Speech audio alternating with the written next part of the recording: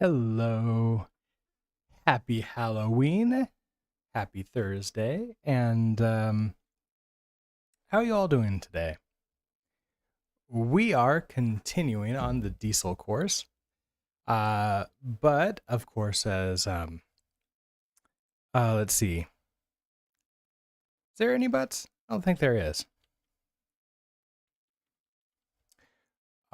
If I remember correctly, we are reading through the embedding diesel migrations lesson and verifying that that is okay, and then we'll continue on and figure out what the next lesson is.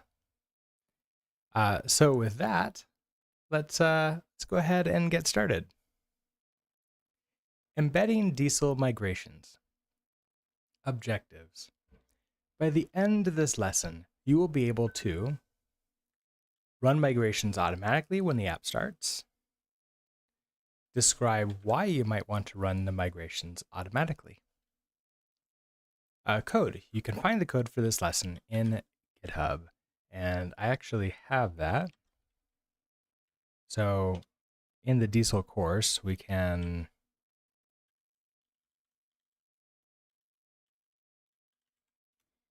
Is it open? No, it's view.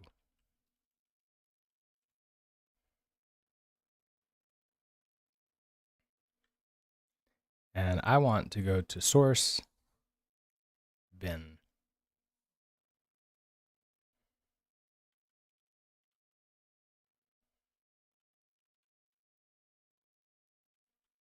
There we go. Now we have our link in here. Running migrations automatically. Normally, migrations will only run when we manually run them via the diesel CLI tool. However, we might want to automatically run the migrations. That doesn't sound right. However, we might want to automatically run the migrations for a couple different reasons. We might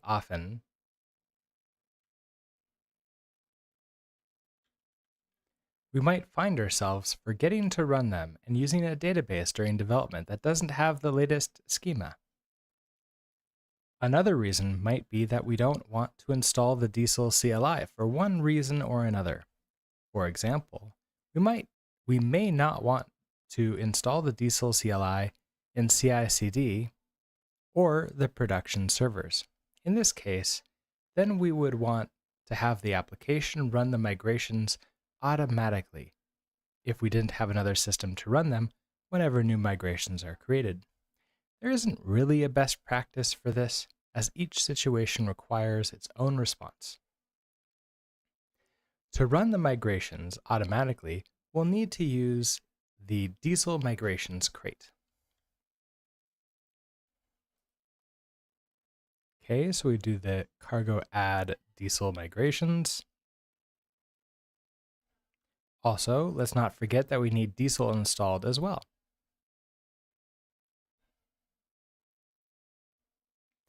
Finally, we'll need to install .env so we can access the database URL environment variable. Okay, for the test to work as expected, let's revert all of the migrations so that we are beginning with an empty database.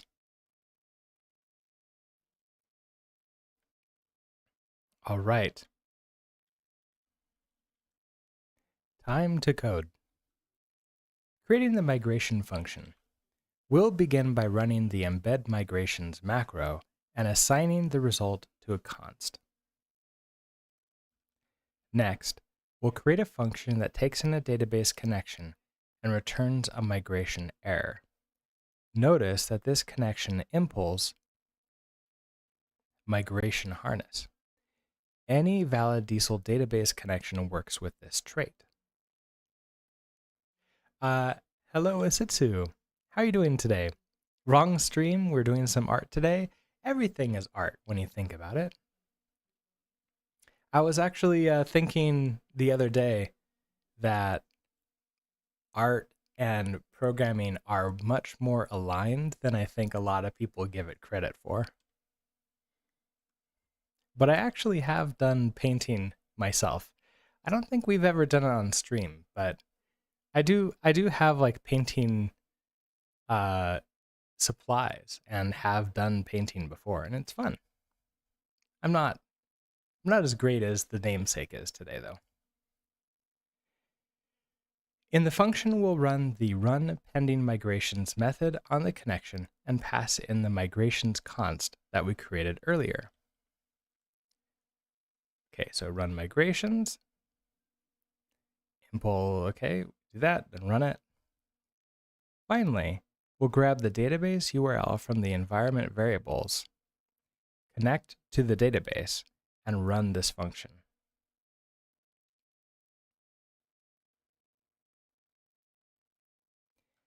An entire file that contains all this code looks like, and then here we go. In this example, the code is in a bin directory in the source, so everything is self-contained. For your code, you may want to break the connection and run migrations out into their own modules. Let's run this.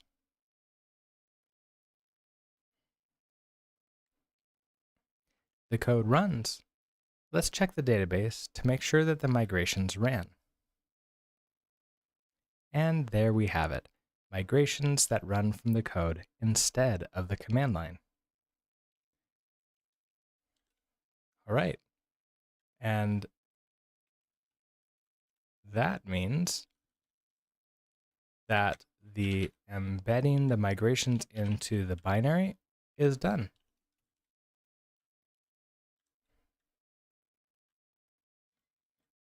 I am full screened here. I probably don't need this then.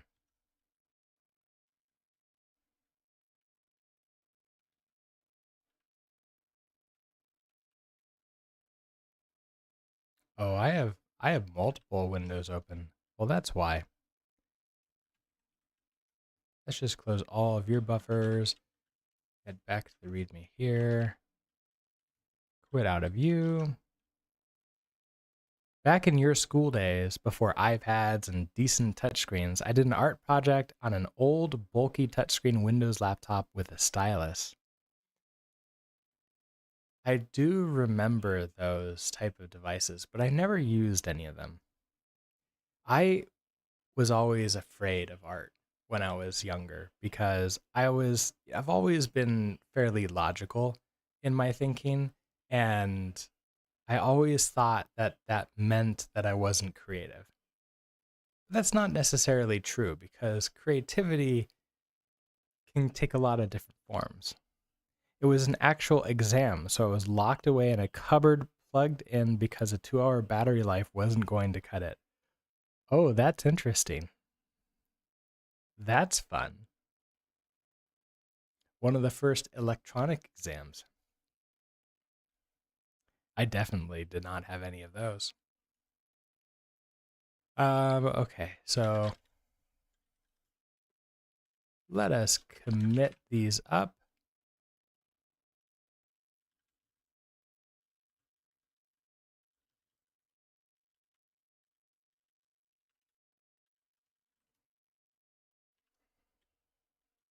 All right, next up, seeds with diesel.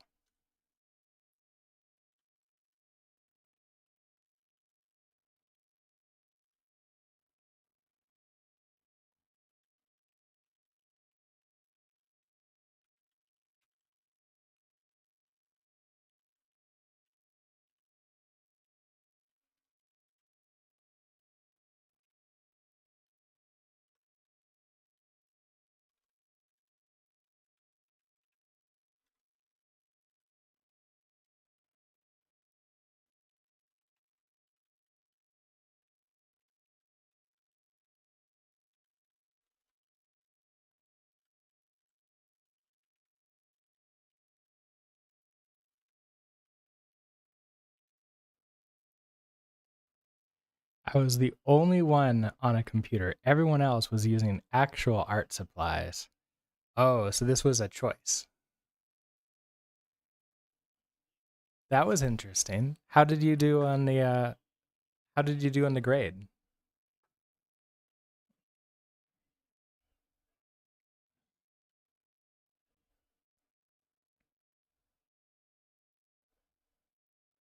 By the end of this lesson, you will be able to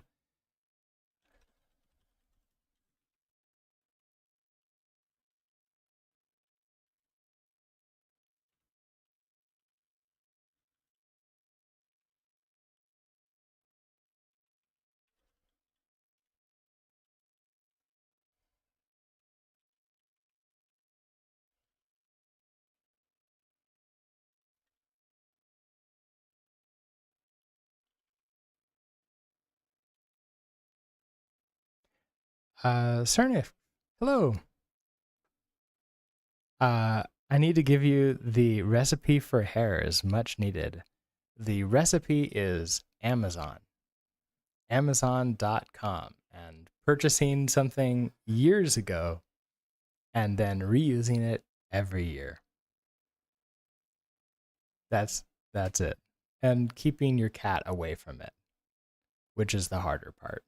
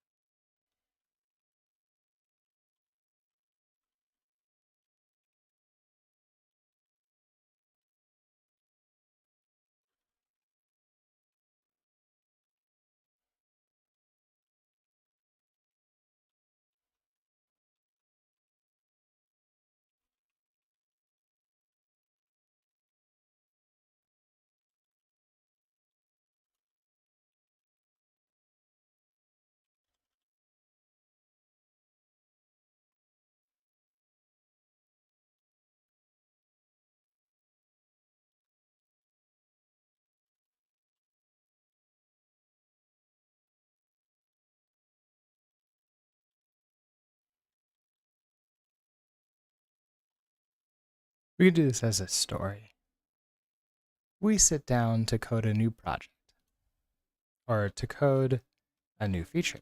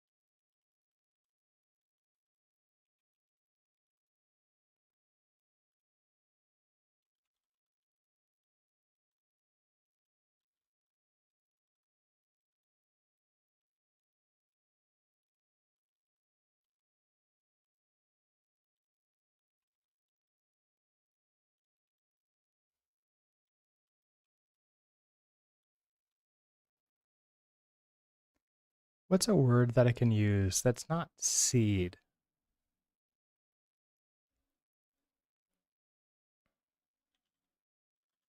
Set up our database?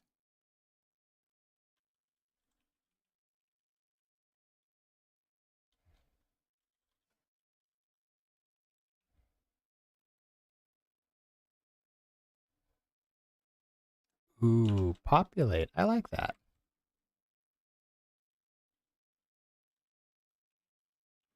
And populate our database with test data.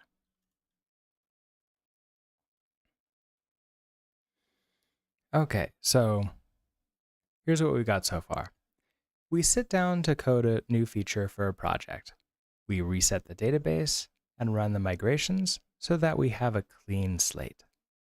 Everything is ready for us to create new features and get going, right? Maybe. While the database is ready for us from a schema point of view, any data that we want to test with will have to be manually inserted into the database. If this is just needed once, then it isn't really a problem. But what happens if we want to reset and populate our database with test data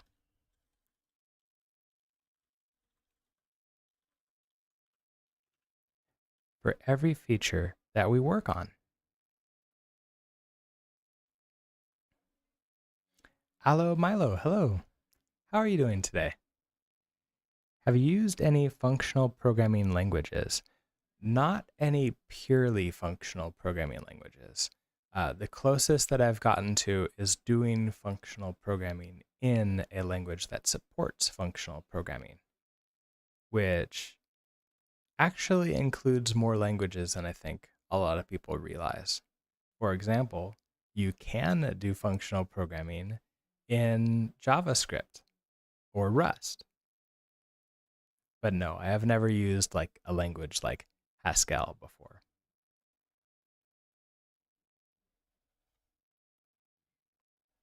It is on my list though.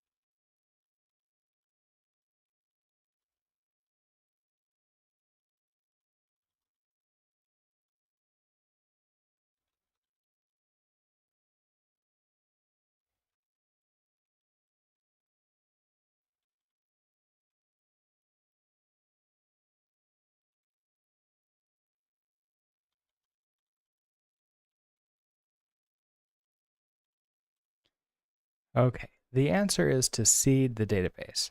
Some migration tools also come with something to automatically seed databases. Diesel is not one of those ORMs, but that's okay. It's easy for us to set up a program in the bin directory, which we can run on demand to seed the database.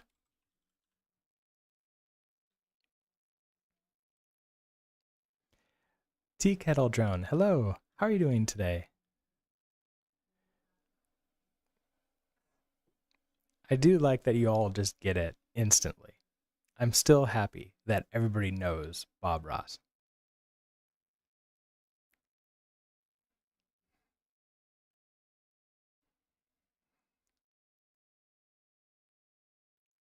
Toan Lei, hello. How are you doing today? You just tried Next, I assume Nextjs, right? Next 15.0.2, but the cache makes you crazy. I have not tried Next. I've heard mixed things from it.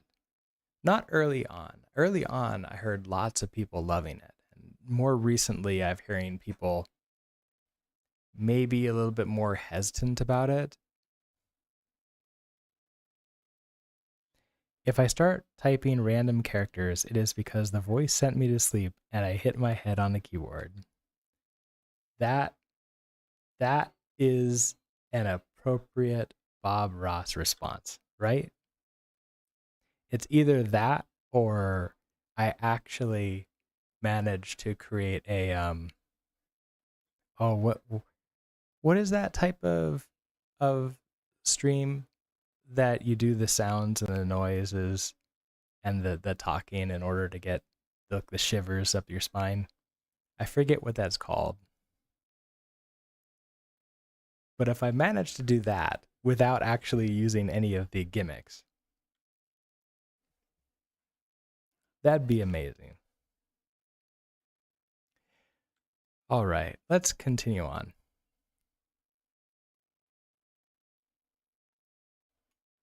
Okay, so that's what. And in some ways, that's also why too. So let's now create.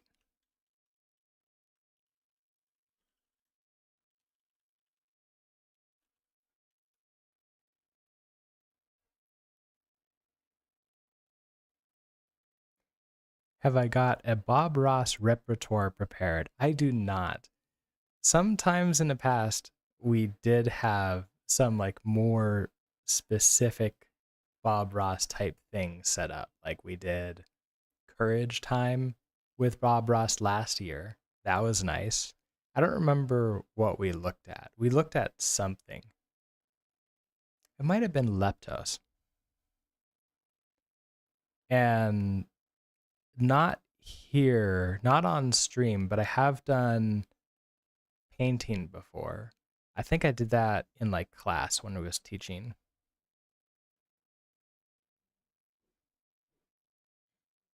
But yeah, I don't have any happy little characters. And we're going to have a bunch of happy little bugs. Because programming, that just happens. And it's okay. Creating a seed program. Okay, so I guess now we actually create it. So here we are in our diesel course. And if we go into our source, we have that bin directory. We have our migrations, and we have that schema. So let's go ahead and create a new run seeds.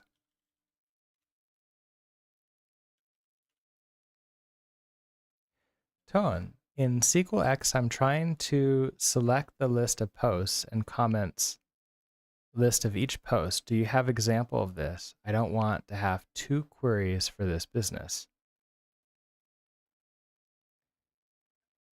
I'm trying to select the list of posts and comments list of each post.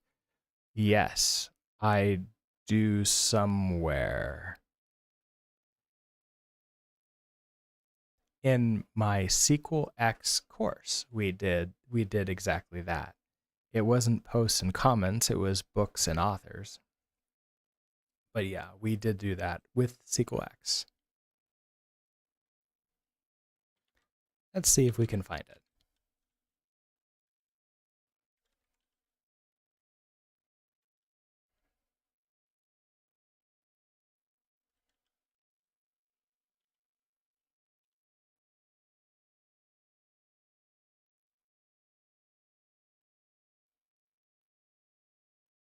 So I believe somewhere in this SQLX bookstore assessment,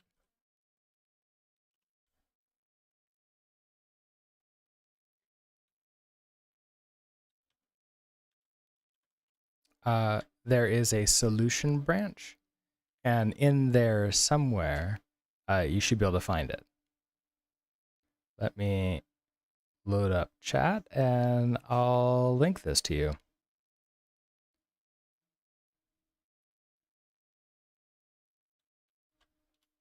Okay, there you go. So yeah, this is an assessment for a paid course that we have. It's $5 US. So if you like that and you're interested in the full course, then let me know, or here I can link to that too. Yeah, the actual SQLX course here.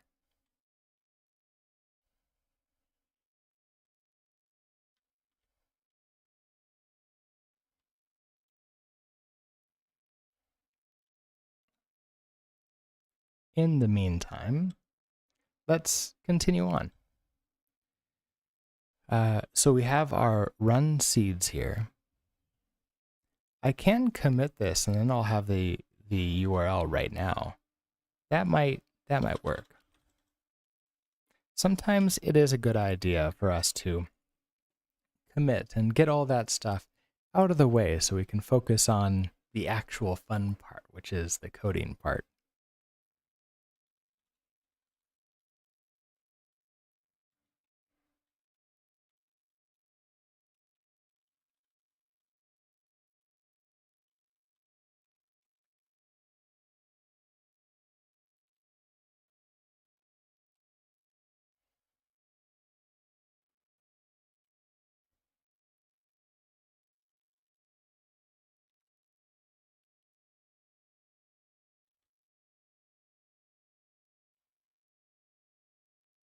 Did I not push that up?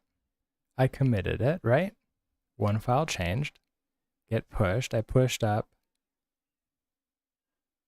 something. There it is. It just took a little bit of time.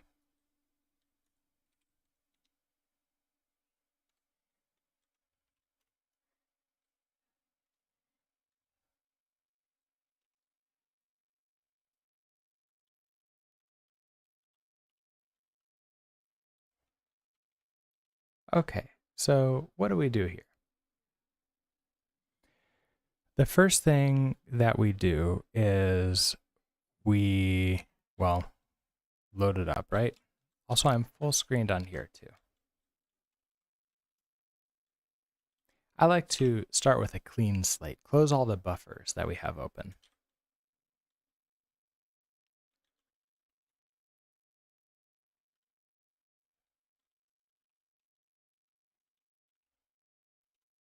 Okay, so we know we already have diesel and we already have everything else. We do need our connection, don't we? So I guess we'll create that. So we'll start by connecting to the database.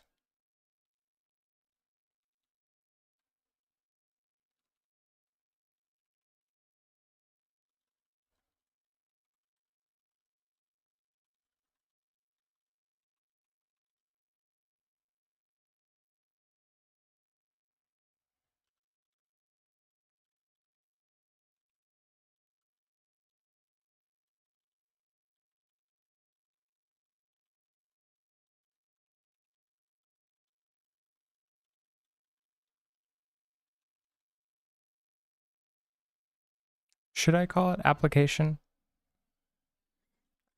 I feel like most people these days know them as applications. It's only those of us who are older that think of things as programs, and apps were the phone apps, right? That's what I feel like. Okay, we'll begin by connecting to the database. Since this is a program that we run separately from the rest of the application, we'll need to get the database URL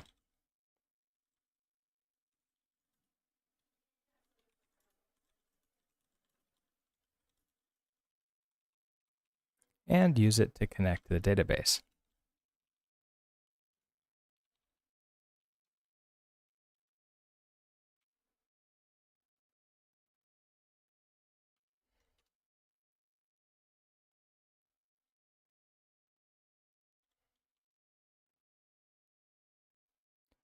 So I'm going to use .env. Okay.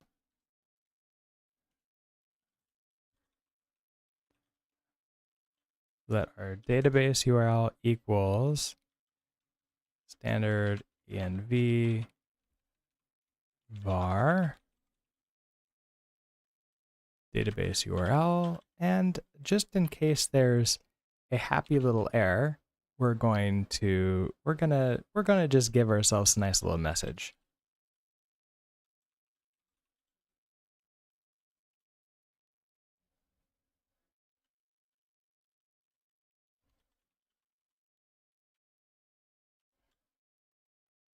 Okay, so we now have this. So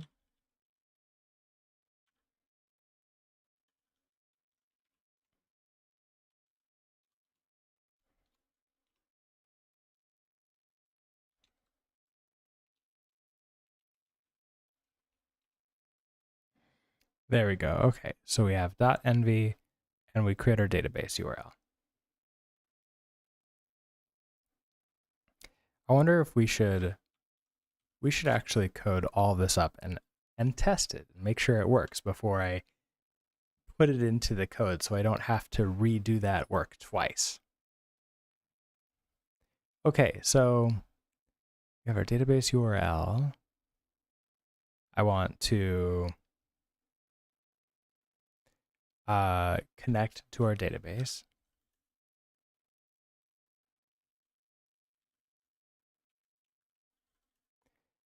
And I believe that is PG connection establish database URL. And we can also expect this one in case we have a happy error here too.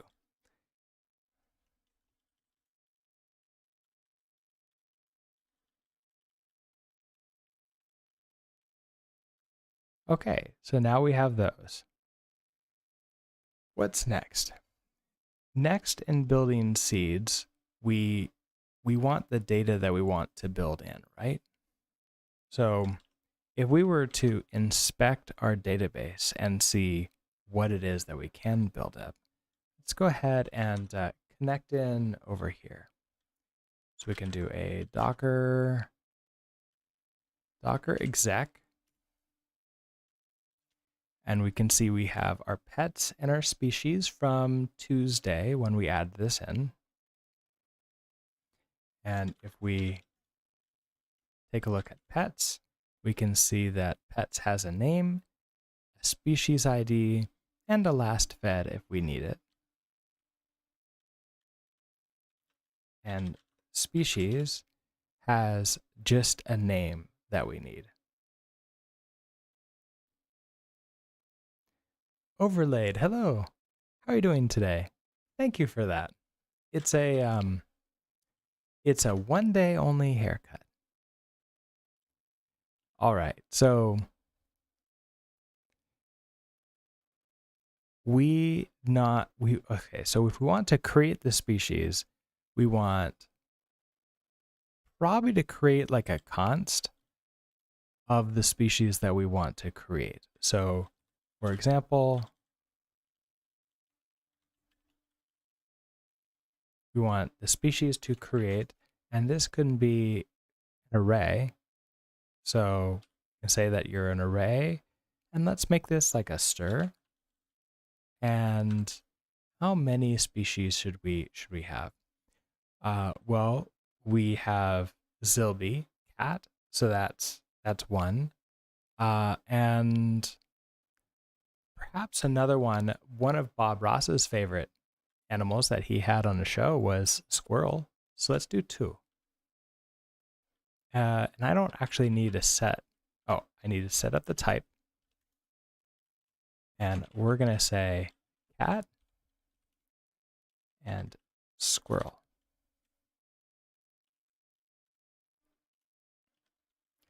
And we're also going to have pets to create, which you all need to be, this needs to be all uppercase, doesn't it?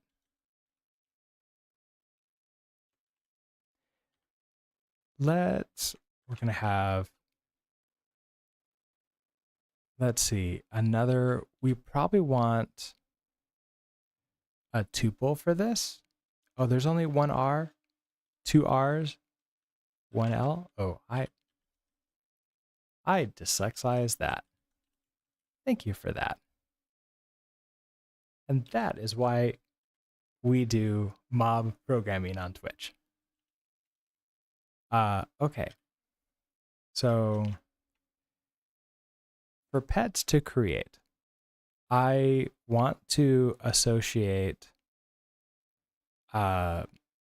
like, a Zilby with a cat. I don't remember what the name of the squirrel was that Bob Ross had. So I'll invent some names. Oh, I can't go wrong with dog. Yeah, we can add dog in here too.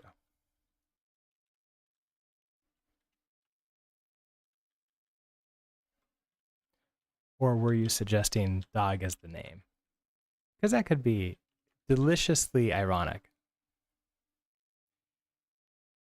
So, how many pets should we have? Let's do four pets. So we have a string, four. And thinking about this more, I probably want to make this a tuple. So let's make you a tuple of strings, a tuple of arrays, an array of tuples, something like that, where we're going to have the name of the pet, and then we'll have I could have the position of this. So that could be a U size. So an index of this to use. So our first one, well, we have to give that to Zilby, don't we? That's our cat. So we have Zilby, and that's going to be position 0. And then we have Ranger. Ranger is my parents' dog. So that's 0, 1, 2. And then we have, there's 2 squirrels that come by and say hello to Zilby quite often through the windows. And I don't think that they have names, so we'll have to give them some names right now. One is a very young squirrel who I think was born earlier this year. Started coming by, had no fear, loved hanging out with Zilby through the windows. I don't know if it's a male or female, so that's a good name for some squirrels. And then another squirrel is a mother squirrel who eventually started coming by when she got cold and needed, was exploring a little bit further than what I believe her normal area was, and found that our area is pretty safe compared to maybe some of the other areas. We don't have any dogs in the backyard, and our cat is indoors. Takatao, hello. How are you doing today? What happened to my hair? What do you mean? Did something happen? Does it look different? It is Halloween today, so we are dressed up.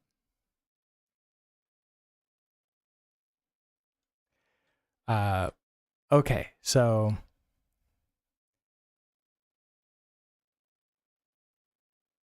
you shouldn't stick a fork in an electrical socket. That is true.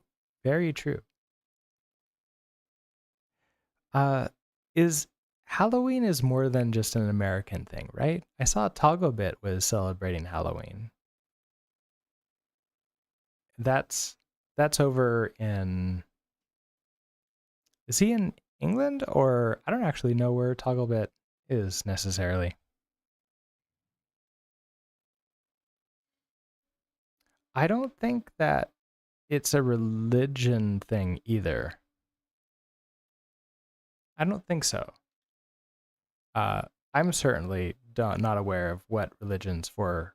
Like a lot of the Halloween type stuff is mostly just kids dressing up, adult too, when we have fun and can. And kids usually go and knock on people's houses to get some candy. And the rest of us just go into work and dress up to, have fun dressing up and not being in business clothes.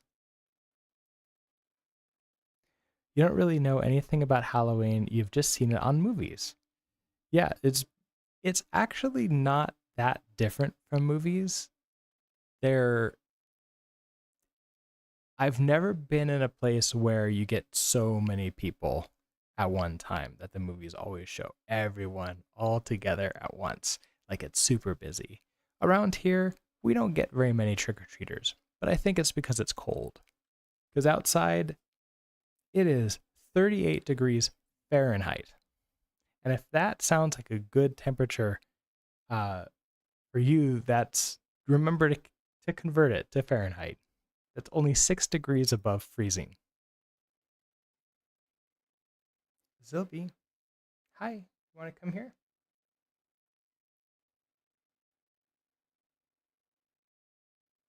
I guess Squirrel TV downstairs ended, so he's wandering around now. Do you want to come up here? Do you want to say hi? Let me grab Zilby. Come here.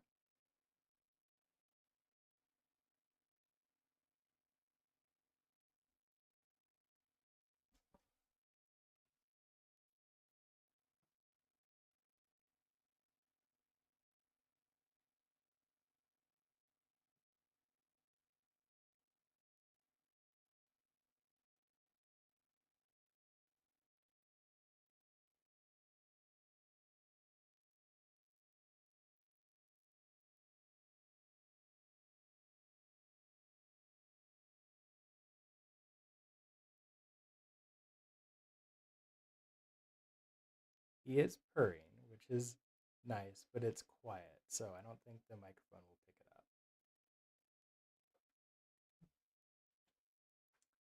And that was our quota of pets for the day. Or at least the hour.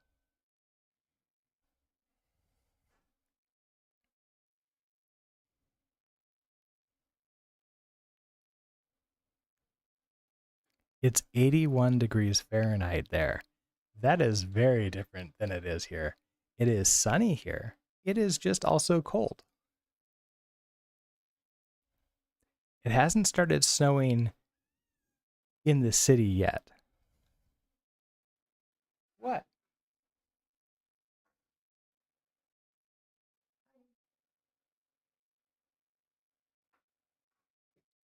My guess is he wants food. Because he watched all the squirrels eat their food and play around outside, and now he wants his food.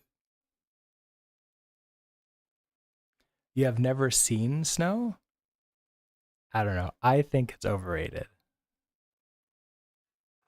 Want to come here, Zilby?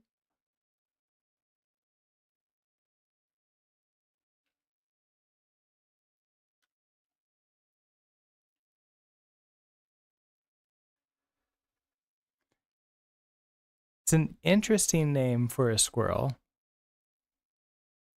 I'm not exactly sure I don't know if I would really call the squirrel this. That is Zilby's contribution.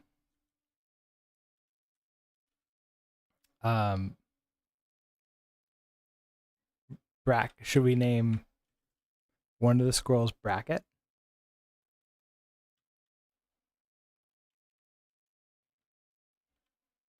Bracket is a squirrel. And then maybe the mother can be Curly. Curly is a male name.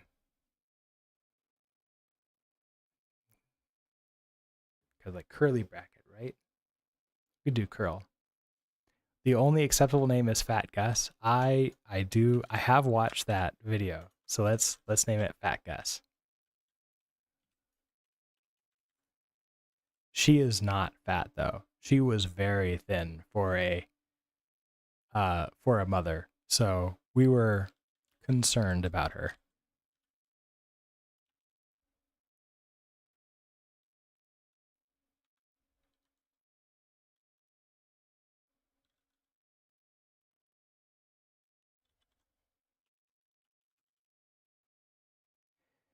Can I suggest some beginner level, system level project in Rust for system level type stuff?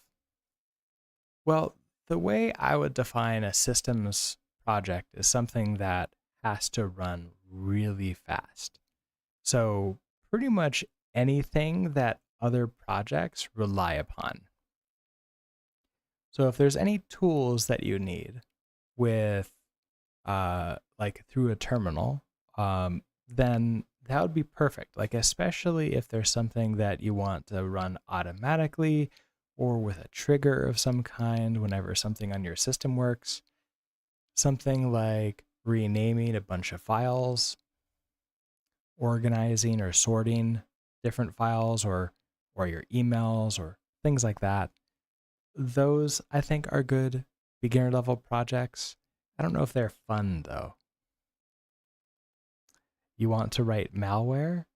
There definitely is malware that has been written in Rust. It absolutely exists. I don't recommend writing that because that's, well, malware. But it can be a good, like if you want to learn some parts of the computer of how to do that, writing like a test malware is a good way of sort of like learning how computers work. Just don't ever deploy that. It's not something that we want to do. Fancy, hello. How are you doing today?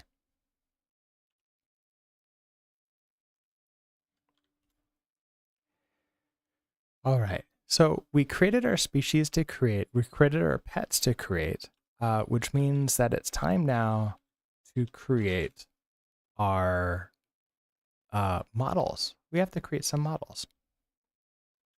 And I don't believe we have any at all. We have source, like the binary, the bin stuff, a source main and source schema. So let's create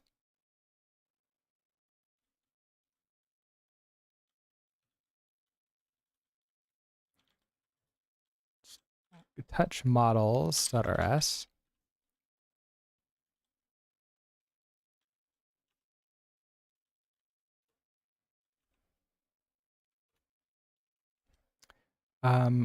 Ooh, that's updating main.rs, and that's not really what I want to do. So I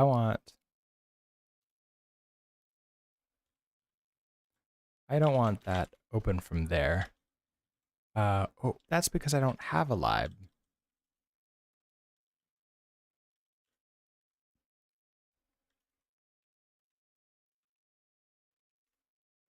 Now that still does main.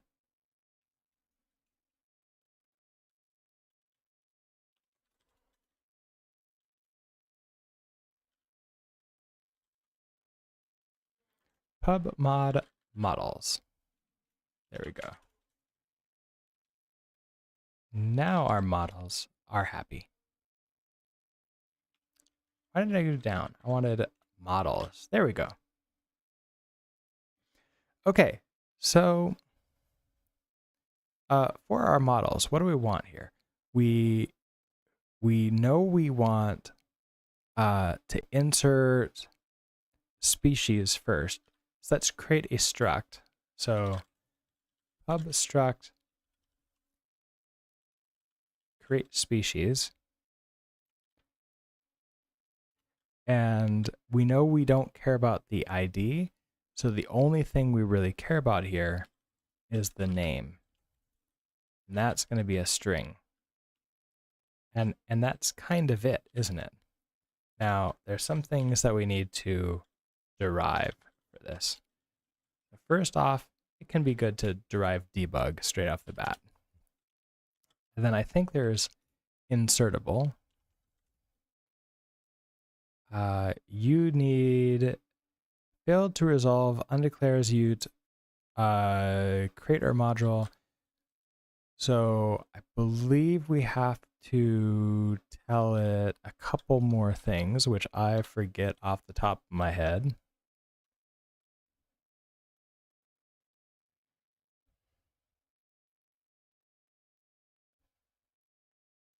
So set up diesel. There's they have their example models down here somewhere. Here's a model. Yeah, so insertable, oh, table name equals, yeah, so we have to tell it what table name that we want. Is it just diesel? It is.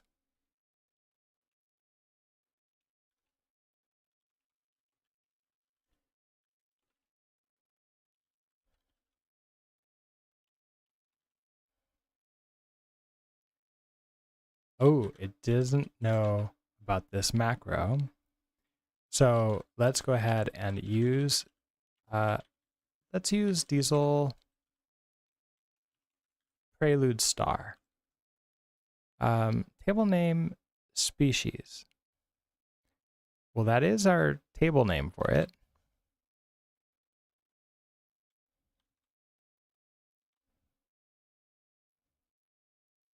I do need to use create schema posts. So I need that. So use create. Oh, that's why I can't find it.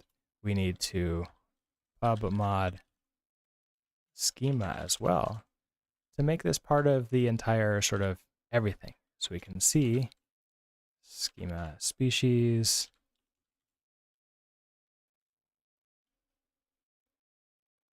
No species in schema.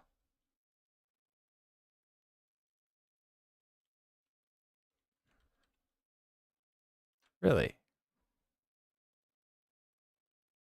You see it, right? Hold on, let's try this again. Oh, wait. This is not supposed to have quotes.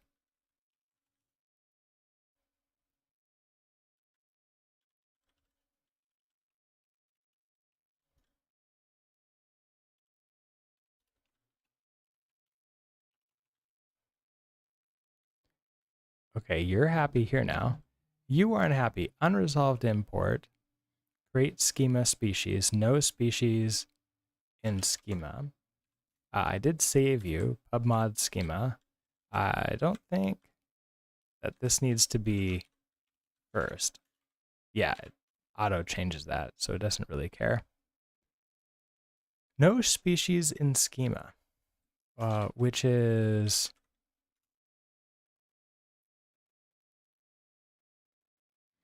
that would do it. There is no species in schema here. Well, there we go. Okay. So if the schema doesn't exist, I believe we can use the diesel CLI for that. So diesel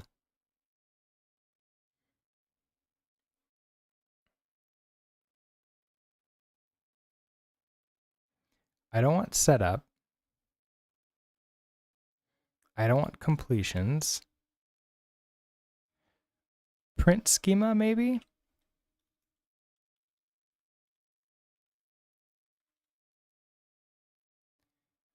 Print schema.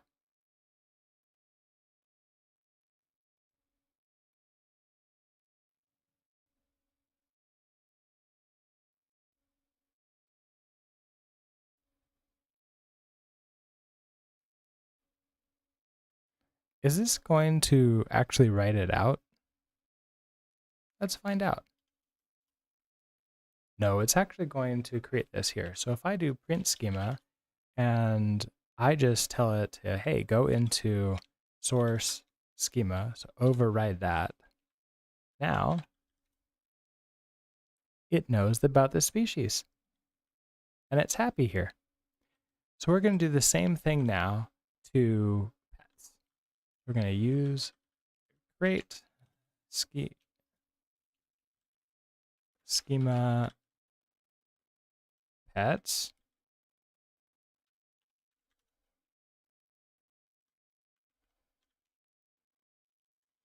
Pub struct create pet. Okay, so things here that we care about. The name, which is a string, and we also care about the species ID. So pub species ID, which is an I32.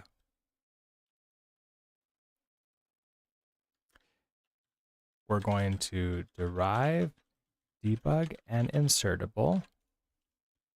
And we're going to say that this table name is equal to pets.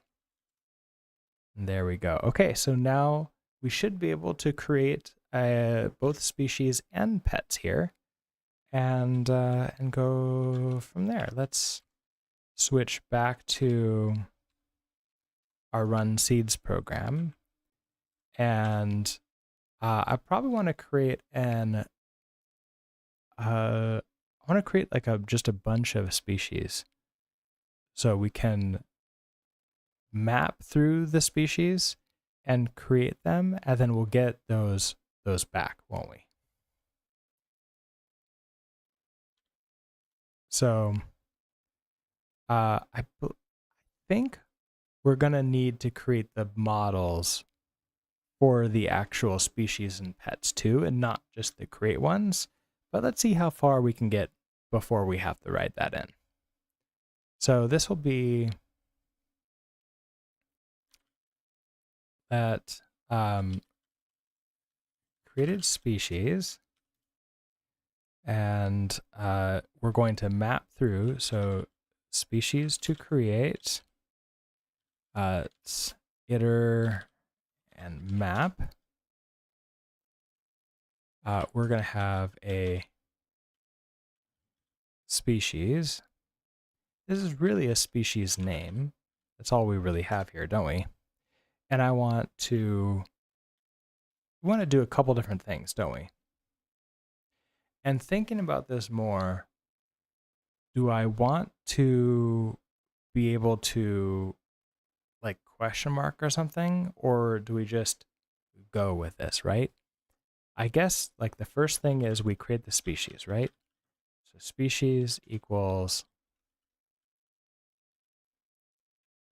create species, and our name is going to be species name to owned, to turn it into a string. Okay, so that gives us the create species. And then if we want to insert this into, so species insert into, and it wants the table that it wants to go into. And there's actually a couple different ways for us to get the table, but the probably best way for us to get this table, we could get this from the schema itself. So we can say something like use crate do I not have access to the schema here? I have pub mod schema. So create, shouldn't I be able to do schema? Oh no, I can't do that. I have to use diesel course schema. That's what it is. And let's do, this is species.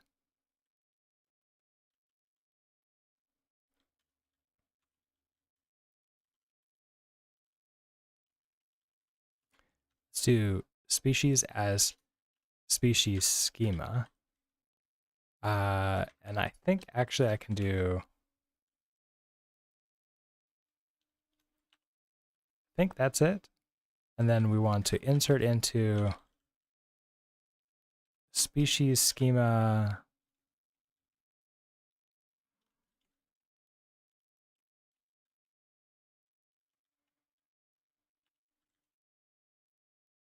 Oh, so I probably want the table here.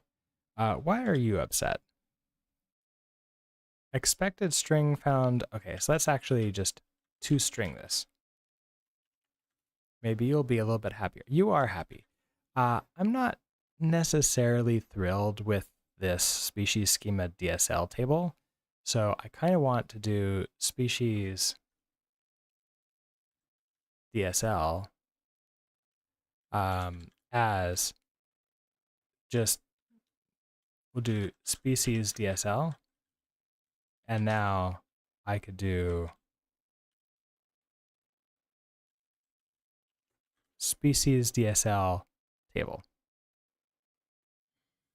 Okay, so that inserts into you. Now you're going to return, I do want to return everything, don't I? I want to return, I care mostly about the ID that we return here. So if I want to return the ID, I want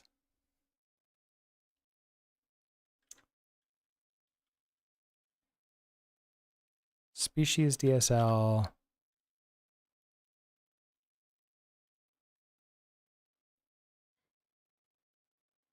Can I get that, or am I going to have to use the model for this?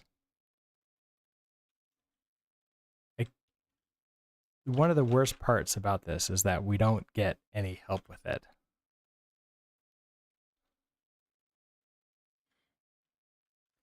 And then we only care about getting one, so get result. And we have to pass it in that connection. And you are, we just have to unwrap you.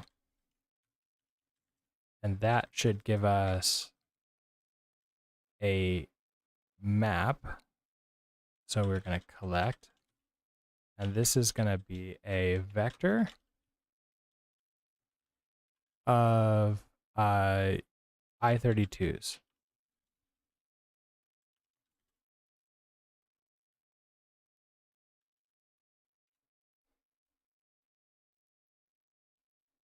Expected an argument list. Expected a semicolon. Let's see. So I have our species. Then this opens up the map here. So that closes the map. So then I did want to collect this after that. And a vec of I32. Oh, one more set of closings. Like that. There we go. That's what I wanted. Okay, so now we have a vec of the IDs for the species, and this was correct. The returning species DSL ID. So far, we have managed to get pretty decently far without creating a full model, which is great. Let's go ahead and now we want to create the pets here. So we're going to iterate through the I don't even need to look at the created pet, so I don't need to return anything at all. So we're going to do pets to create, get an iterator from that. We can just do a for each.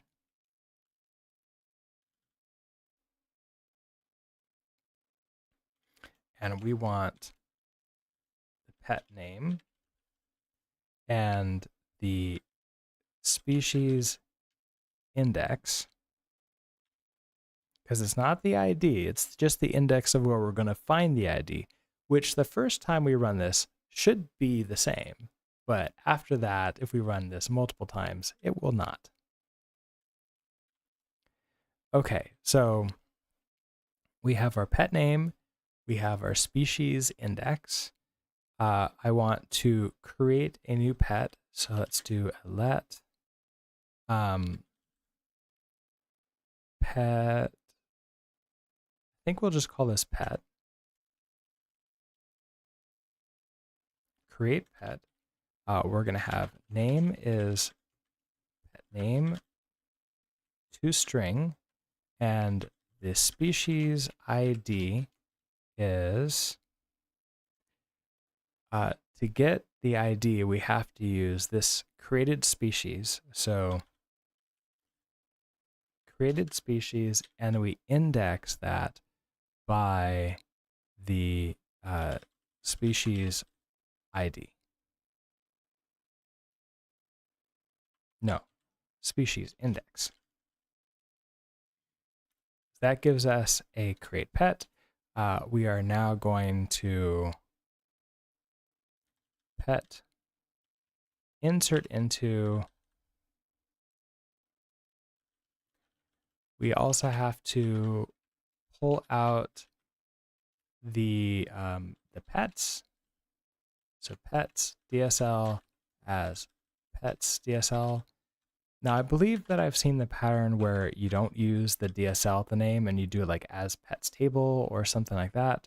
And I prefer to keep the name something that's easier for you to sort of understand, because once you know what's going on behind the scenes, then having like explicit names helps out a little bit more.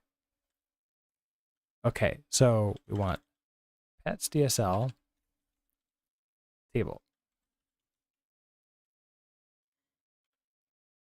I don't care about returning, so we're just going to execute this and pass it in the DB connection and unwrap you.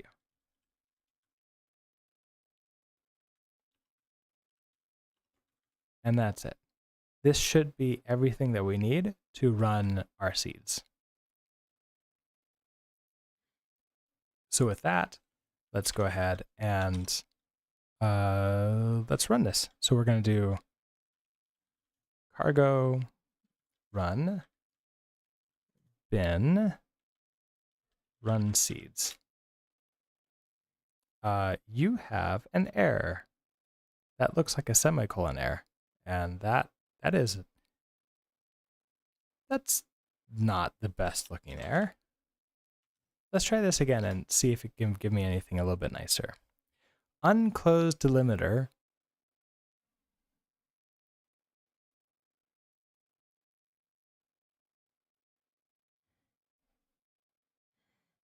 I did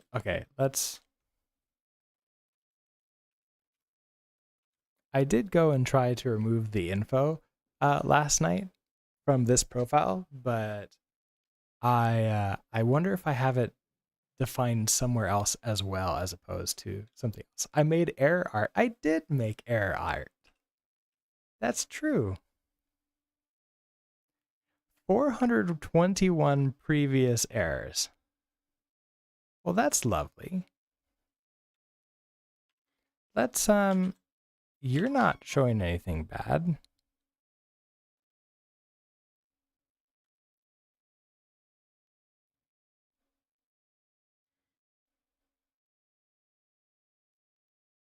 Like,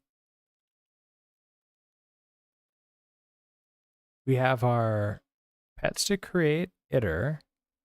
Well, so first off, let's do the binary search method. So if I don't create any pets, and Chantilly, hello, how are you doing today? If I don't create any pets at all, and we try to run this, we get the same thing. Interesting. Is this from all the one file? I still have info on here.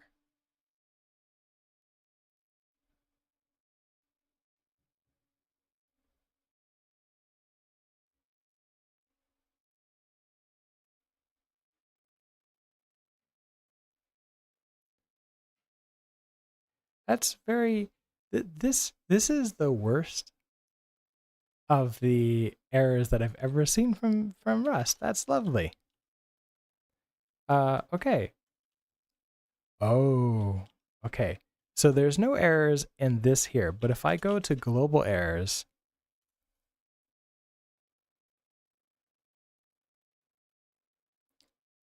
this is currently my schema.rs file.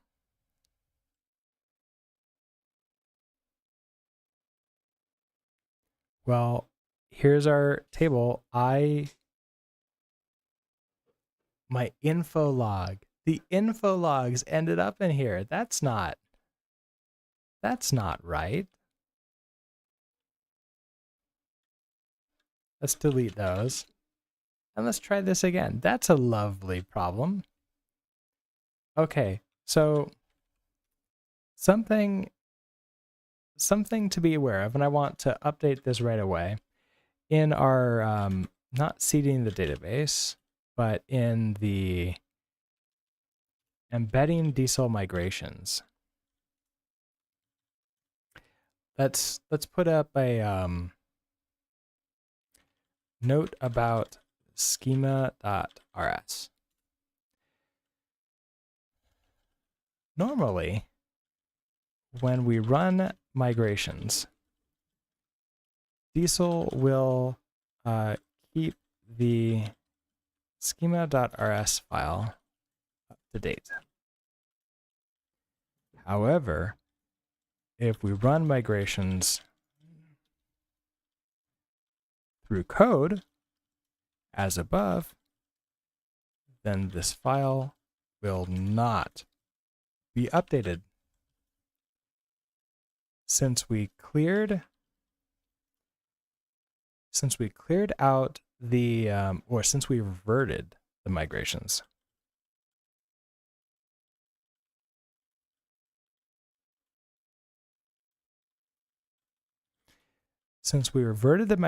in order to test this, we emptied the schema.rs file. This will cause problems when we want to use Diesel in the future. We can fix this by either reverting the migrations again and running them from the CLI, or by updating, running the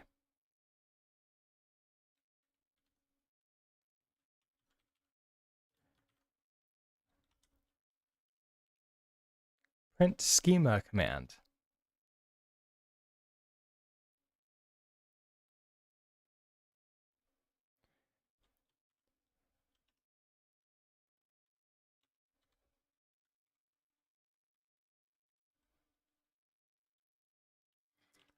By running the Diesel print schema to source.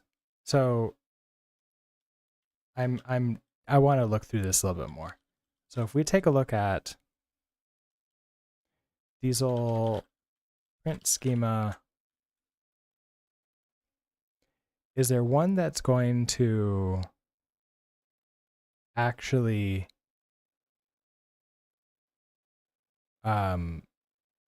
write the file?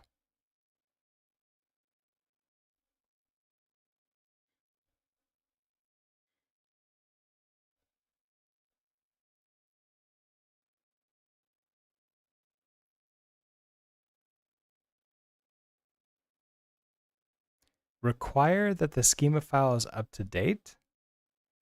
I don't know if that's what I want. Patch file, a unified diff file to be applied to the final schema. I don't think that's what I want either.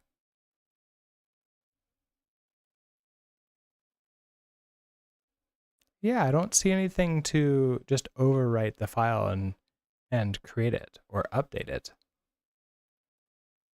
Oh, that's too bad.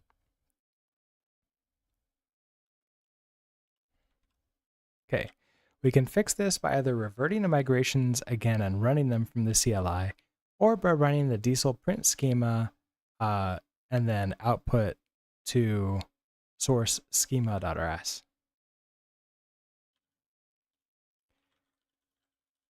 This will rewrite, overwrite the schema.rs file with whatever is in the database. Be aware that if you have the Rust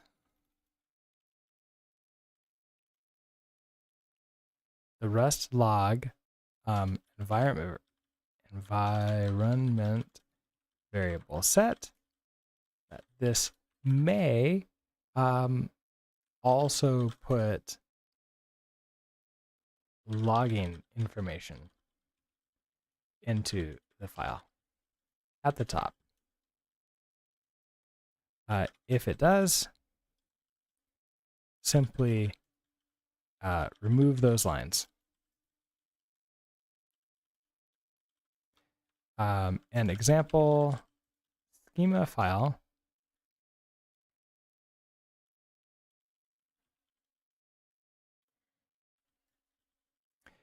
would look like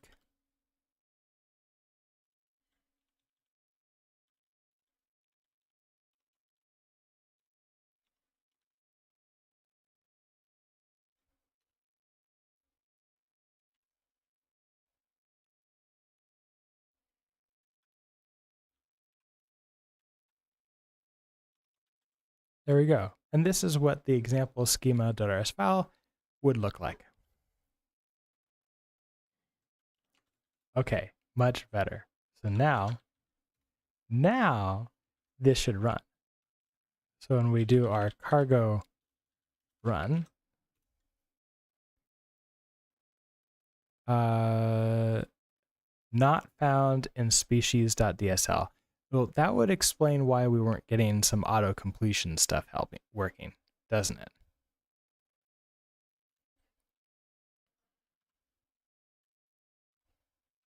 So let's figure out how this works. So I have schema species DSL as species DSL. Are you dot table?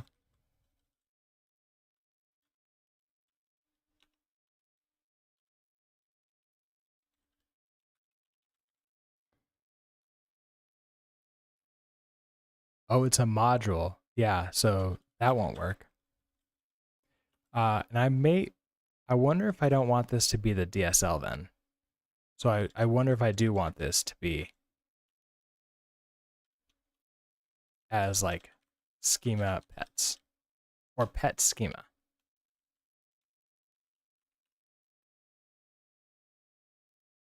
And you would be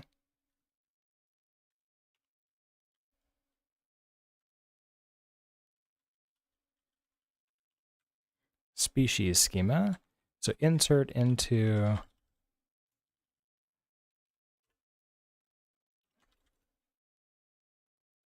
species. Are you a function? You're a struct. Okay. Returning species schema dot ID. There we go. That's what I want. Nuseka Peko, hello. And also, Shandan, hello. How are you doing today? Happy Diwali. Is that today? I just know that it's Halloween today. I don't actually know many of the that's Diwali is an Indian holiday, right? I don't know many of those. Okay, so once we have our species, let's go ahead and re-enable these.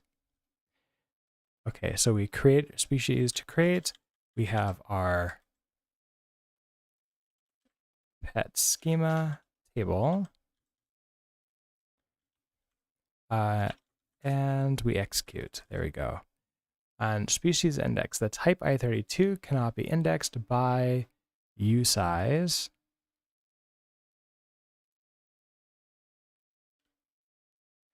Wait, so the type I32 cannot be indexed by usize.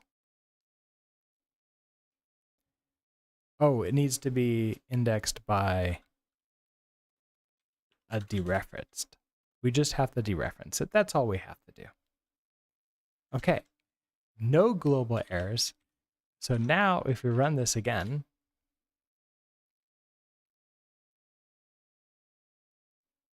there we go, that runs. And so if we come back into here and we do a table species, we see we have cat, squirrel, and dog. And so let's try this. Let's do a select. I don't care about the IDs, so I care about the name, right? So we'll do pets.name as pet name. We'll just do pet. And we'll do species.name as species from, let's do this from pets. So from pets, let's join species on species.id is equal to pets.speciesID. And I think that's it. Now we can see Zilby is a cat, Ranger is a dog, Bracket is a squirrel, and Fat Gus is also a squirrel. Chantilly, you almost forgot that it's Halloween today. It does feel like time these days is so strange. Like time just sort of slides by, and that's both a good and a bad thing, right? Like sometimes you look back and you're like, well, that not great stuff happened, but we moved past it really quickly. But at the same time, we look back and go, where did my time go? It's a thing, right? So there we go. This is how we do this. Let's take a look at our article. So the first thing that we did was we created our .env and a database URL. Excellent. So we created our database URL. Then we want to connect to our database. And use it to connect to the database. Okay, so we grab this. Let's do that. There we go. We have our connection to the database. Next up, I do want to create our data that we want to add in.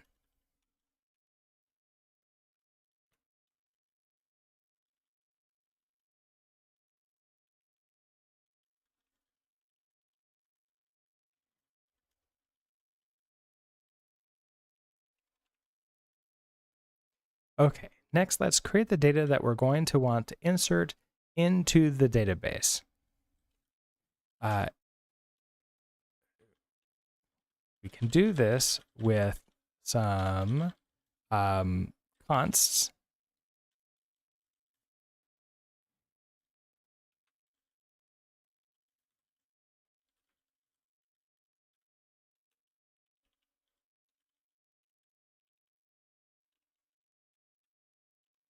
Okay, so we have species to create and pets to create.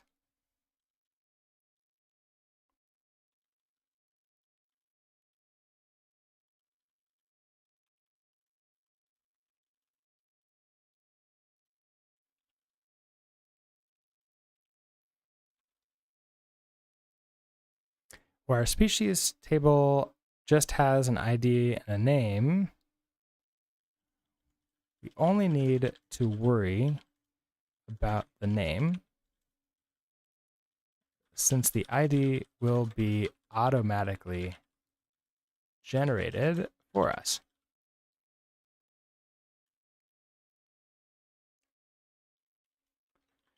For the pets, we also have to create the name. Okay, not also. So for the pets, we are creating the name, but also associating it with a species. In a brand new database, we can predict what those IDs are going to be. We can predict what those IDs are going to be. However, if our database is older, or has had the seeds run and deleted multiple times,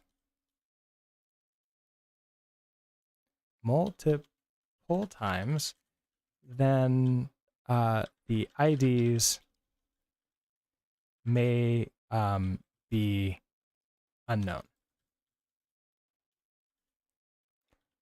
In this case, the number associated with the pet name is the index of the species that it is associated with. That way, we don't have to worry about the what is it called? That way, we don't have to worry about the species ID at all. We'll see how this works shortly. Next, let's insert the species into the database and get the IDs back from the database.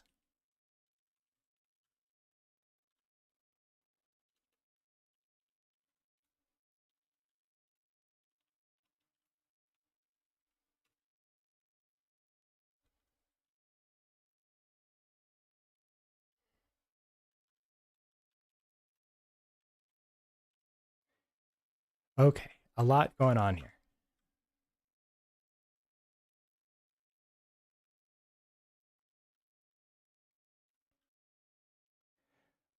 Okay, so what do we have here?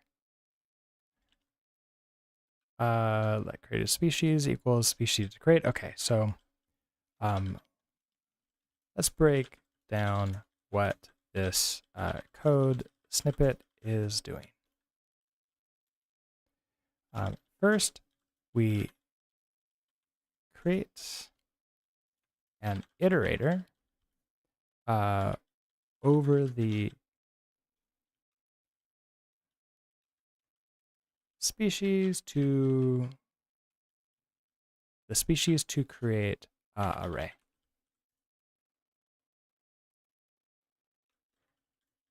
Then we map over every item. Every item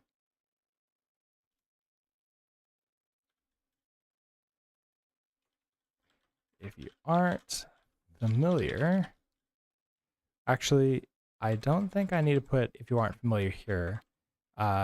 Maybe we can find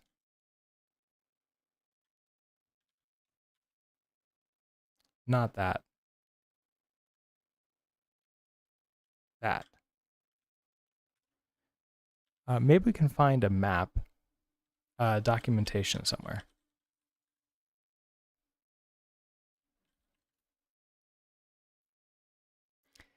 Probably not a hash map. Maybe, does this map help out?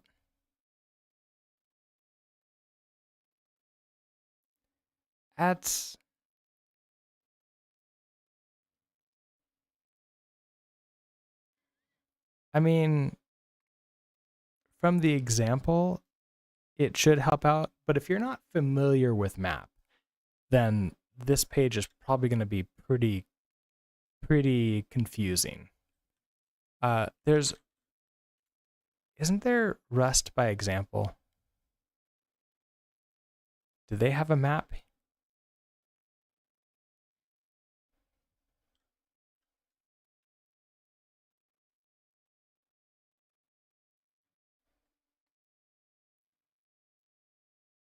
Wait, this isn't. No, this is an option map. I want like an iterator map.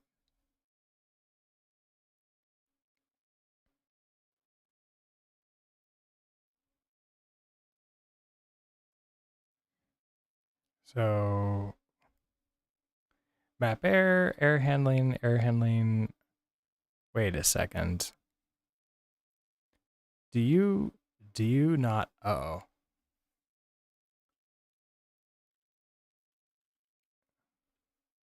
Okay, so you have iterators.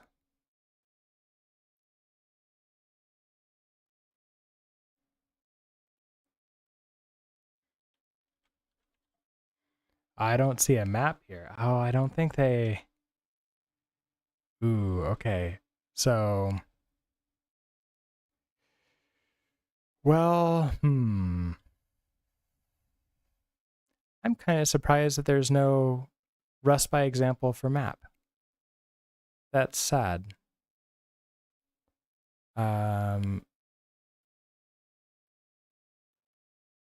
Okay, they do have a map here, but they don't explain what map is. They just use it.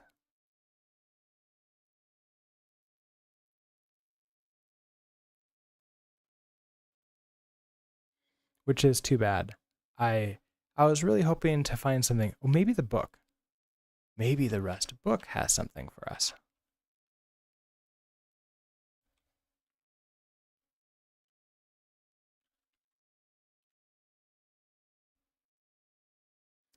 Okay, hash maps. That's not what I want. So how about map like that?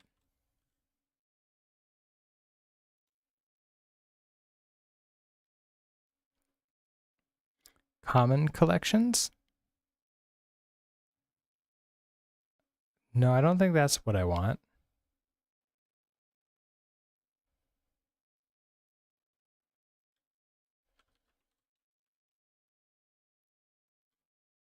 I just searched for that.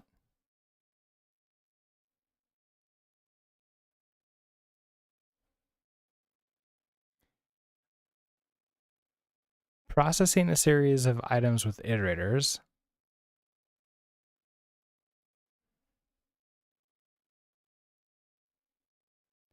I mean, that's great, but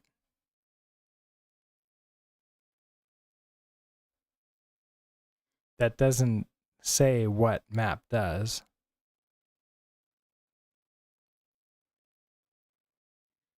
Yeah, I mean, it kind of explains it, but it's in the context of something else, which, if you don't know map, is going to be confusing still.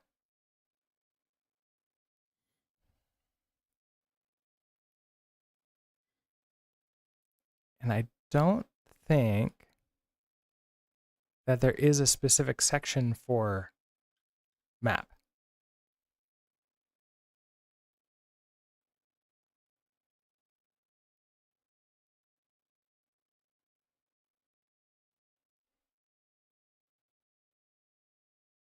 Diablo, hello. How are you doing today? Yes, still with the diesel. Except more, more in a calm today. Yeah, that's too bad. Okay, so how about map programming?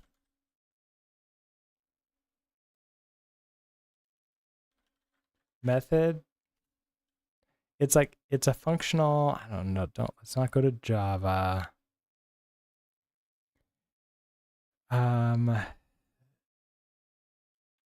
We can take a look at Geeks for Geeks, see what they say. Well, it's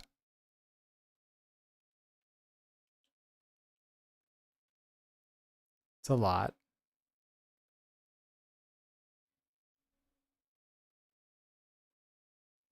No, that's wrong.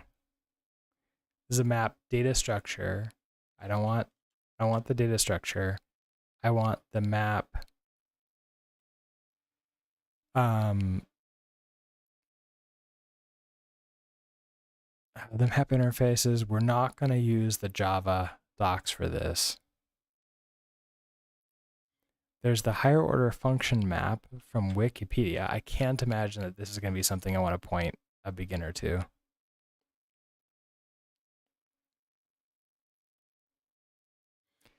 Suppose there is a list of integers, 1, 2, 3, 4, 5, and would like to calculate the square of each integer. To do this, first define a function to square a single number. Actually, this isn't too bad. This is better than I thought it would be. Now it's using Haskell, but at least it's the right, the context of like changing from one thing to another is correct, but I'm not certain. So so I think we're gonna have to write our own, and then let's create short video on how to use map. I'm going to add that to my list of things, of content to create, because then I can share that out every single time that we're here. All right, so then we use the method. I can still link to the actual map method, I suppose.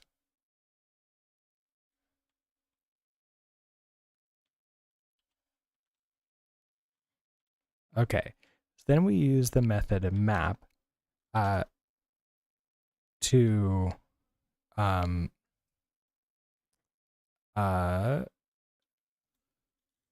which takes in a closure. Then we use the method map, I guess, to insert each species one at a time, and create a new vector with the IDs for each each new species.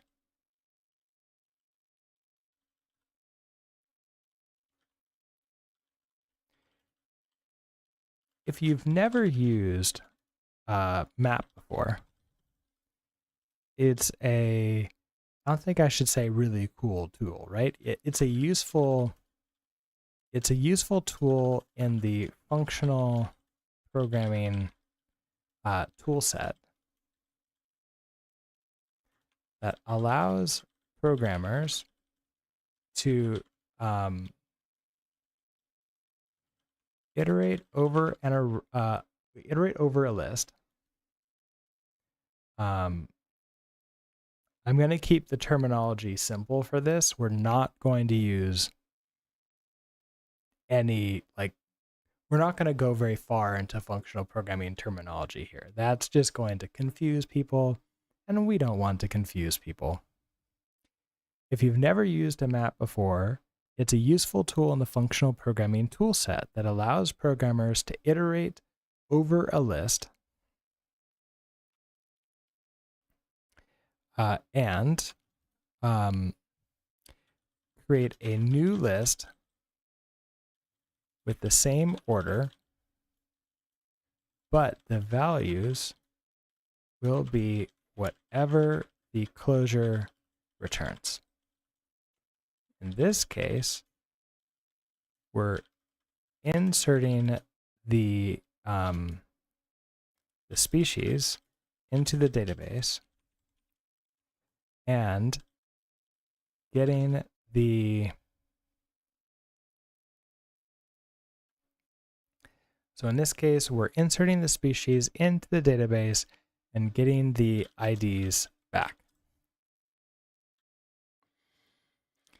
I'm thinking more and more that I don't want this article to be at the beginning of this course. I think this should be actually closer to the end of the course, because we need to do an insert, create, and we're going to have a lesson for that specifically.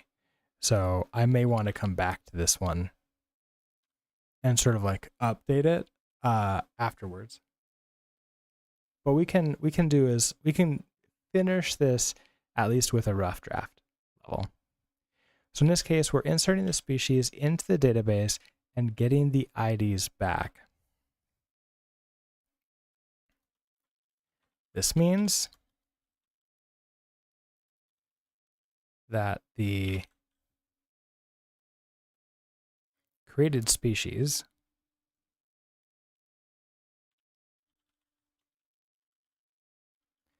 variable now contains a vector of database IDs for each species. Okay, excellent.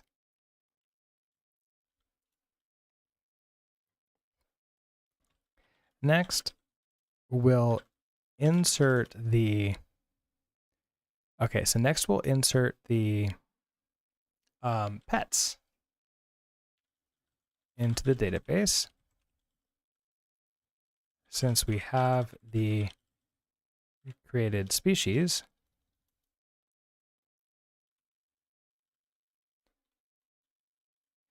we can use it to get the IDs for the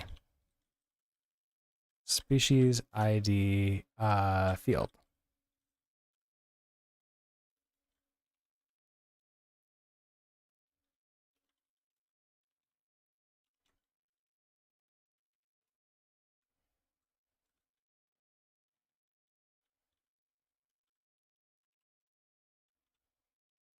Okay.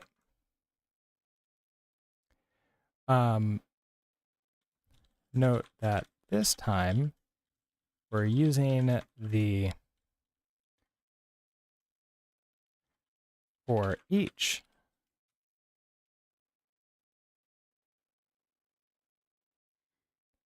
Let's see if we can find for each.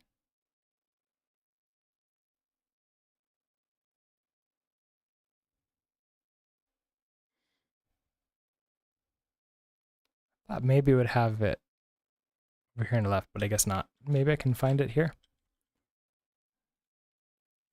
For each, there we go. For each method.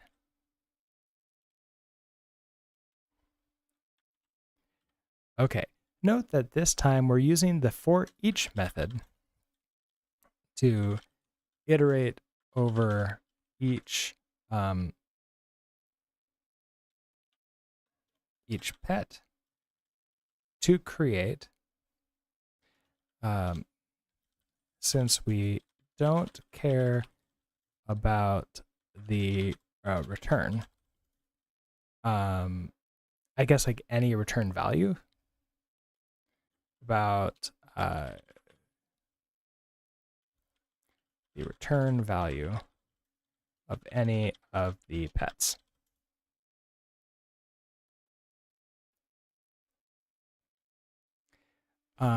Okay, so we don't care about the return value of any of the pets. Excellent. There we go. And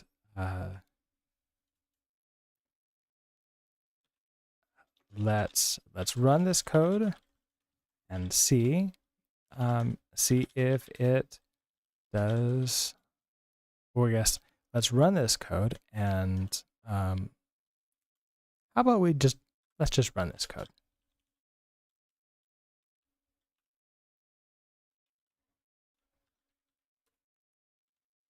And I should be able to see, if I come down here, cargo bin run seeds. Pretty simple.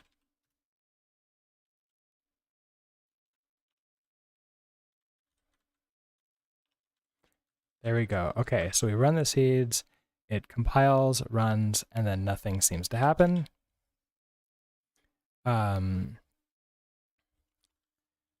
super interesting, but that's because we didn't include any print lines. I guess any print lines. We didn't print. How about that? We didn't print anything to the console. To give ourselves feedback. We can connect into the database directly and do a join, do a select, and run a query. SQL query to get the pets and their species to make sure that everything is working as expected.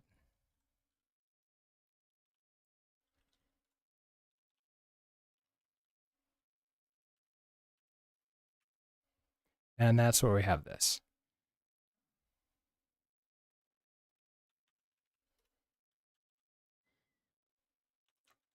There we go. Shandu, hello. How are you doing today? Do I know about Vercel v0? I do not. I've actually never used Vercel before. Back in the old days when I was like deploying my stuff, if I wanted the free thing, I used Heroku. But Heroku no longer has a free tier, so I no longer use that. But I also don't have too many projects that I'm trying to deploy for free right now, so I just haven't used any of those tools. It looks promising, very easy to create MVP, UI, UX real fast with it, with AI. Well, I mean, that sounds good. I've been, like, some of those tools can be really great, and some of them can be more of a time sink than can be expected. It's actually interesting that I've noticed is that AI can make us feel that we're moving faster, but unless you're using data to actually track the full end result, it can be hard to know whether or not we really are moving faster. It looks like AI is getting better. I mean, it is getting better at what it is, but at the same time, we have to make sure that we're still doing the stuff that we want to do, and we're not choosing a tool because it's easier to do what they want to do. Does that make sense? AI lies. Yes, AI, it's I don't even know if I would say that it's lies, and more of AI isn't alive. It can't necessarily lie because it's not like a living thing to say something. Like it doesn't know that it's lying. It's predicting the next tokens based upon the previous tokens. And so those tokens make sense. When you read them, they make sense. But whether or not it's true is a completely different thing altogether.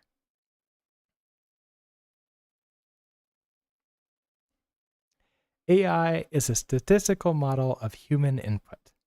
Humans lie. I am seeing a lot of people make digital products with not a lot of code experience. I have seen a lot of those claims too. And what I would caution is falling too far into those products until you see any commercially successful products written with these tools, right?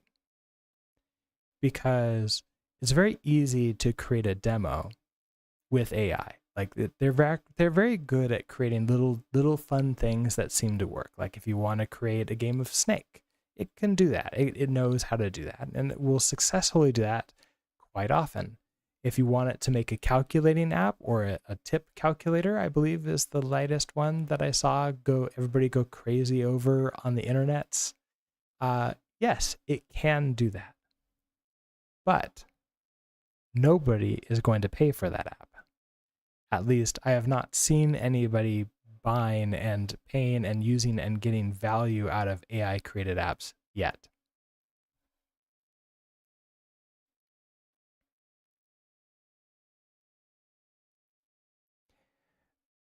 So this is another sort of like topic to maybe discuss. So yes, if you can make something with AI, and then you make 1,000 USD, and then you let the product die.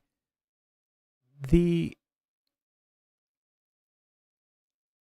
to continue on with the entire Bob Ross persona type thing, are we creating value? We should really think about what the side effects of us doing this is. Can we do it? Yes, of course. Is it a good idea to do it? I don't think it is. I think it's adding into this sort of, it becomes more of a scam, essentially, where you are providing something with no value to your end customers who give you money in exchange for something that they believe is going to help them in their lives. But if the product really never exists, or at least never does what they really want it to do because you just let it die, then I would say that that's not value added. That's not value added for your customers. And if they realize what's going to happen, they're not going to come back and buy from you again. And that's what we really want. If you want a sustainable, high quality business, you want to be able to provide value again and again and again to as many people as possible. And right now, that does not mean allowing AI to write your product.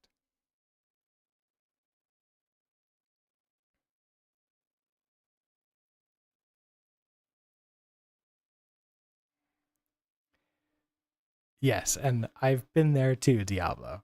Technically, Brooks Builds is a company, and so therefore, I have had some legal costs for that too. But okay, that's enough of a side, the bysides of that. Let's continue on with this. Okay, so we run SQL query to make sure everything is working as expected, and there we have it.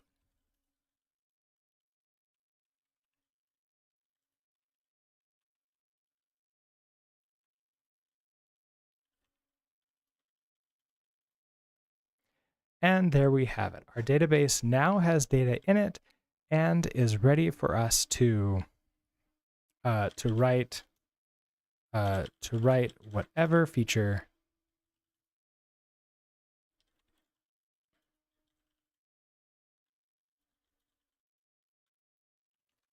there.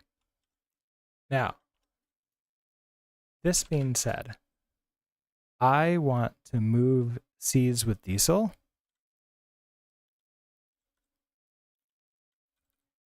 after CRUD operations at the very earliest.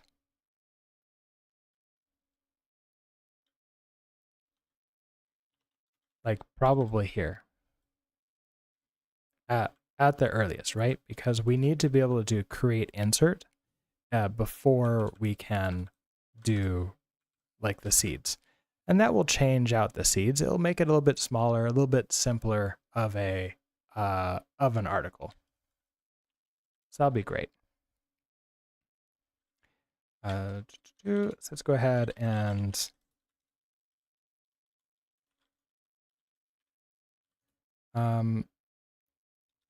I'm going to call this, we wrote rough draft of seeding with diesel. Okay. Ooh, I could do buffer close others. Nice. The model struct. Create the model struct. Include what the identifiable macro is. That sounds good. Shandu, can you link a YouTube videos? Yeah, you can link a YouTube videos. I don't know if I'm gonna watch it. What is the YouTube video about?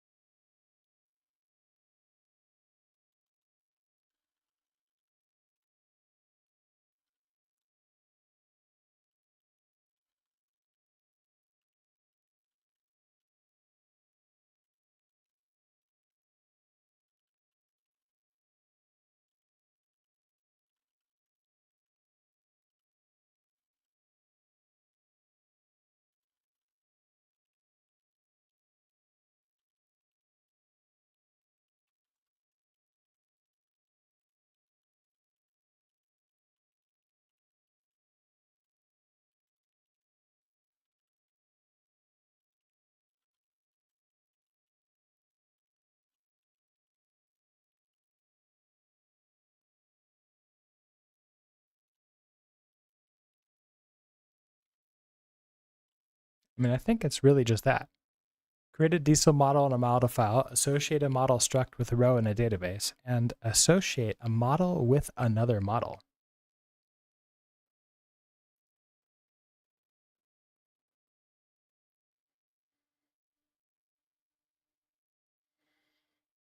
Let's see.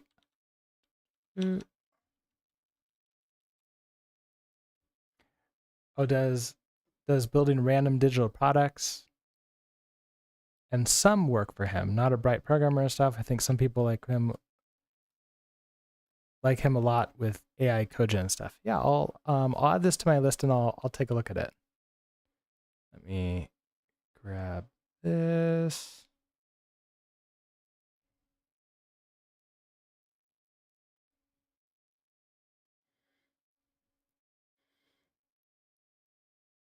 Oh, that's a very clickbaity thumbnail.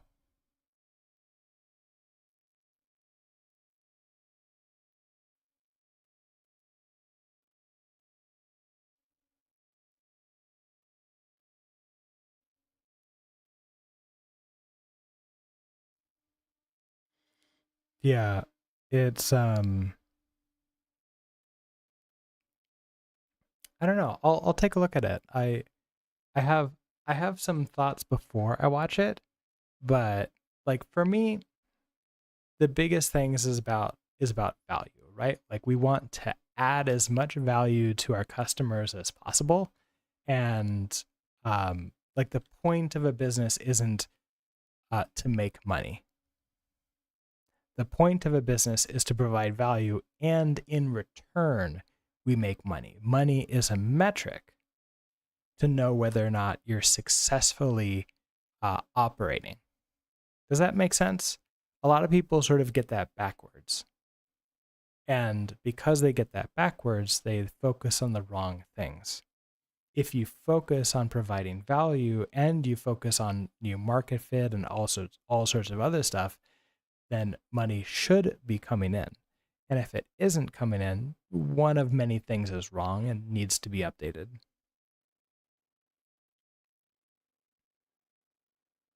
You see what I'm saying? Excellent. Yeah. And because of that, like there are certain businesses that you can make a profit with 1K. Like if you're not actually building a company and it's just a little side hustle, absolutely 1K a month can be a lot. Can be a huge amount.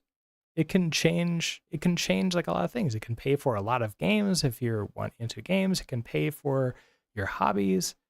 It's one of it's one of the reasons why people say try to make money with your hobbies is just because then you can afford to do your hobby more often.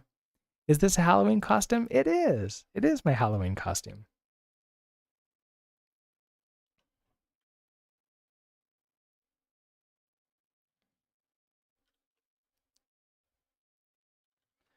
Okay. So, creating a diesel model in a model file. So, um, the model file.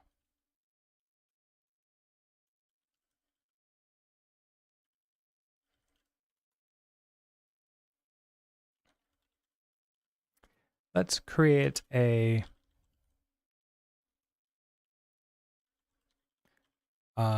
code.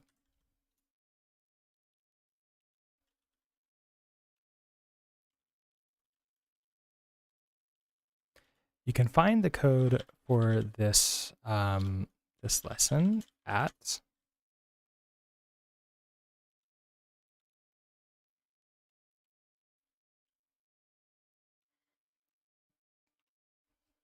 I lost it, didn't I?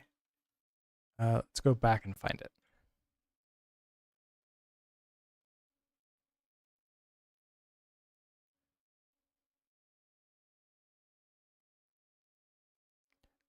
Did I not push up models? I didn't because I don't have a library either. Let's change that.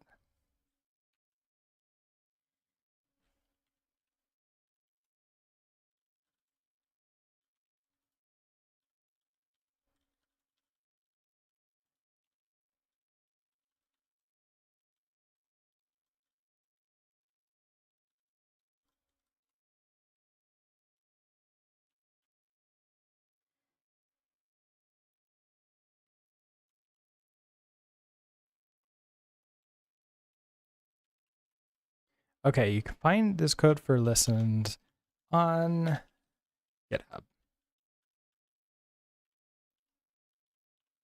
Okay, let's create a models.rs file in the that will store the usable structs. Okay, so the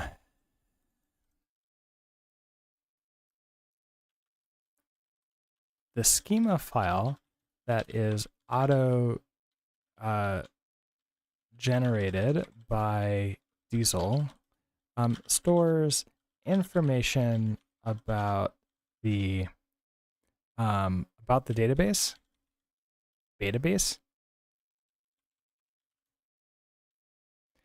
about the database and each table. However, we can't use these models. We can't use them directly.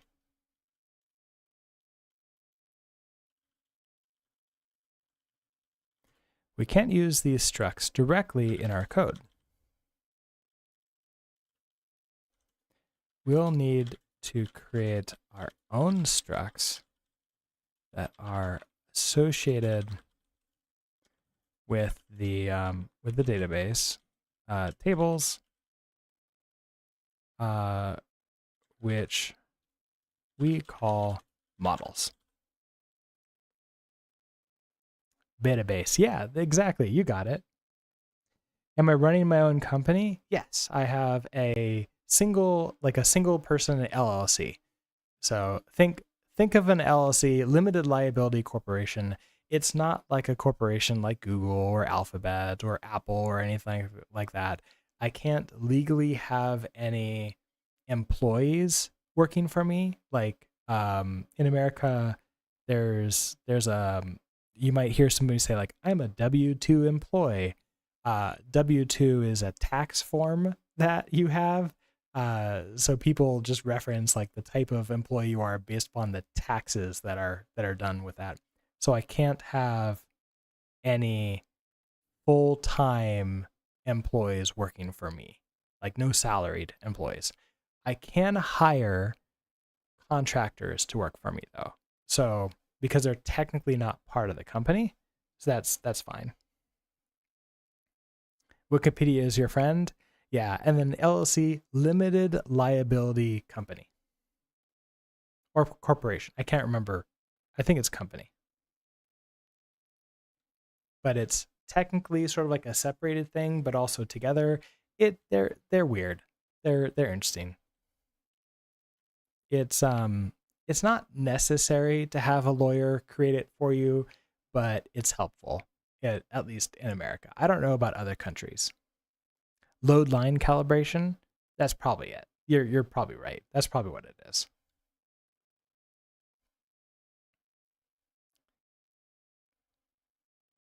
Okay, we'll need to create our own structs that are associated with the database tables, which we call models.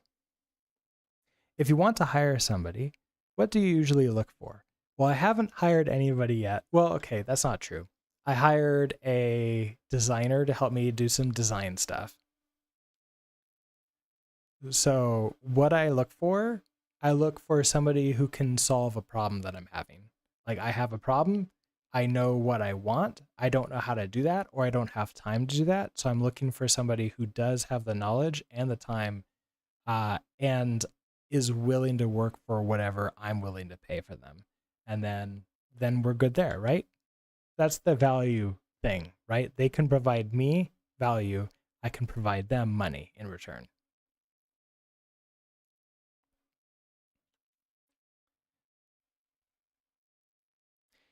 We'll need to create our own structs that are associated with the database tables, which we call models. Let's begin by creating so I'm realizing that migrations, so connecting Diesel Postgres migrations, embedding the migrations into the binary Setting up VS Code, same Postgres database with Docker. So I think here we should do setting up a project for the course. I think we should have this here for essentially the equivalent of like if you want like follow along by creating your own Diesel course, and then we go from there. Let's begin by creating a models.rs file in the source directory.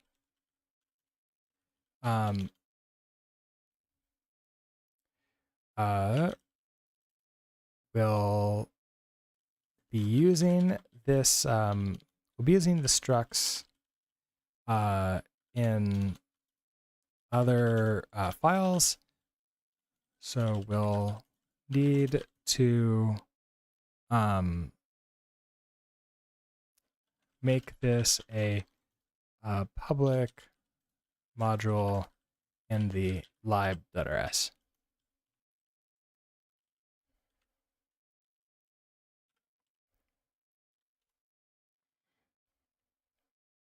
Okay, so once we have that, then we can begin creating creating structs to match our code to match our database schema. We have two tables, so we'll need two structs.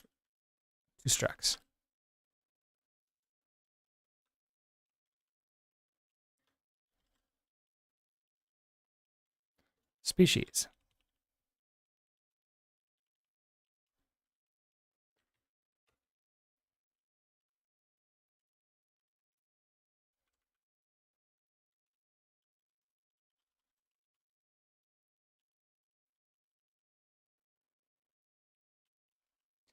Okay, so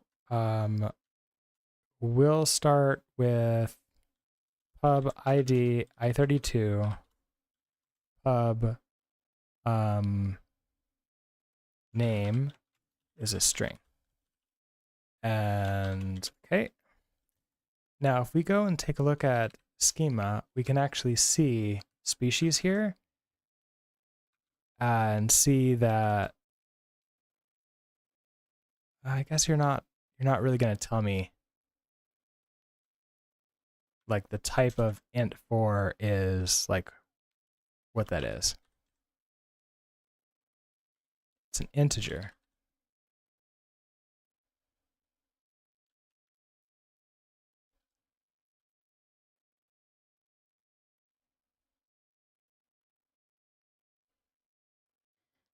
But you don't really tell me what like anything more about that.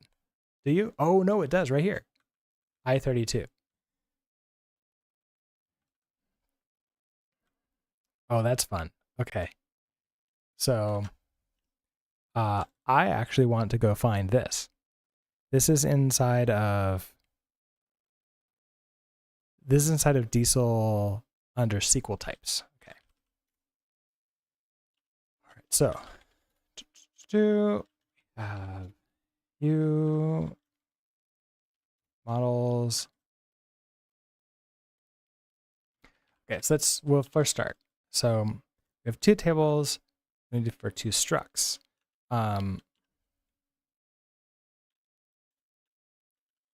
Before we begin writing our species struct,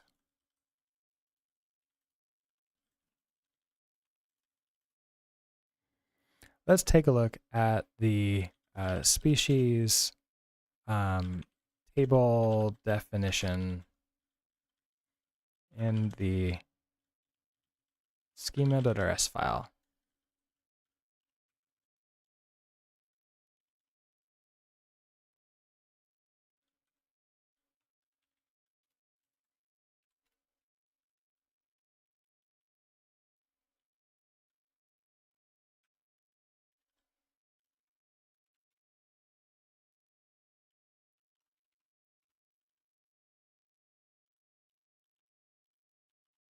That's what I want.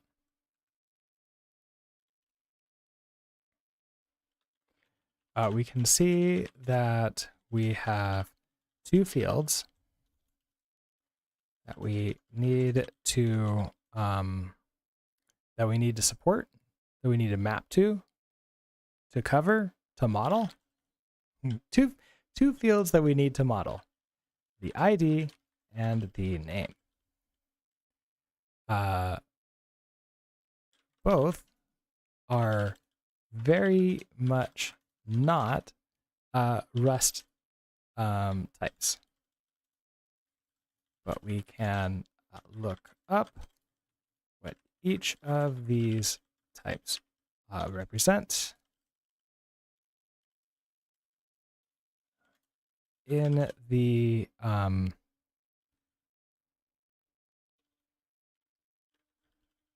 diesel SQL types documentation.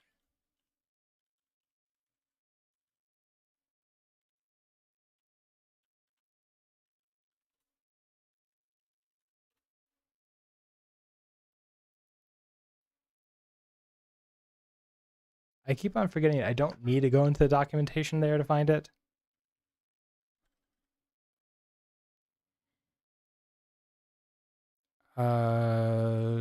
Do you have PostgreSQL types? Yeah, there it is. PG SQL types.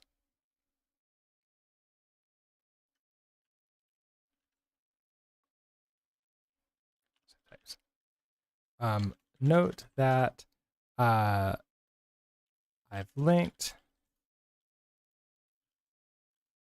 to the Postgres SQL types page. There are different types based each database. Database type is probably not correct. So each backend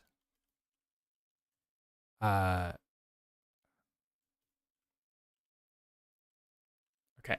So then if we look up what was it?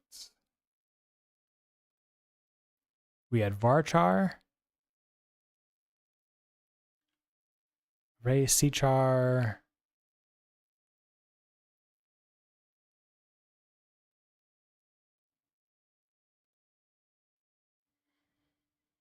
well, you're not helpful. Was it data types? No. Hold on. Okay, so if I search for varchar. Oh, it's just data. Okay, so it's just SQL types varchar. Never mind. This is what I care about.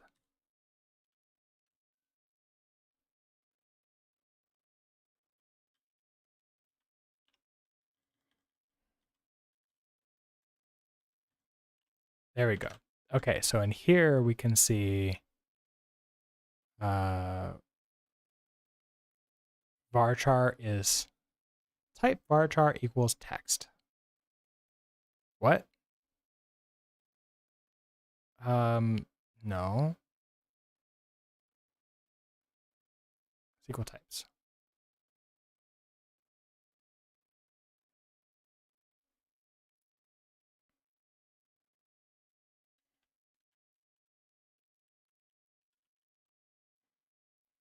Right, but how do I see that you are a string?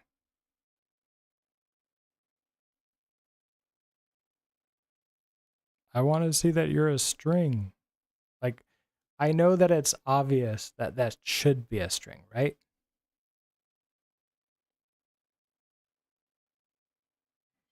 But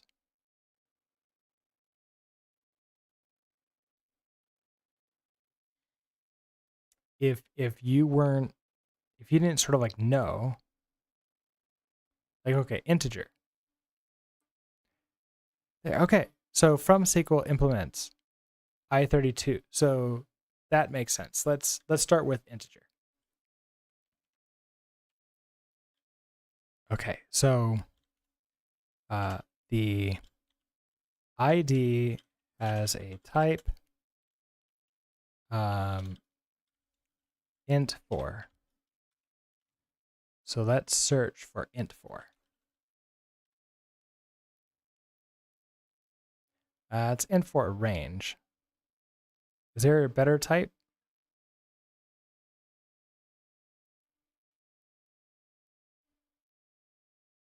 I don't want a range.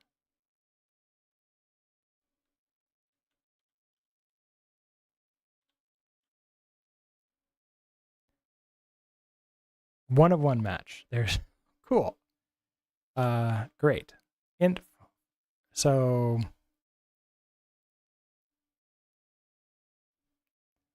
we go to int4 range and we look at the source.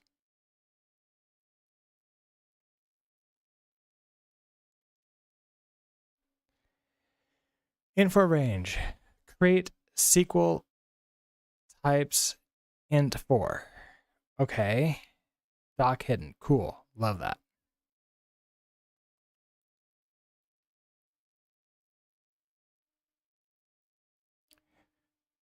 All right. Create SQL types int4. Create SQL types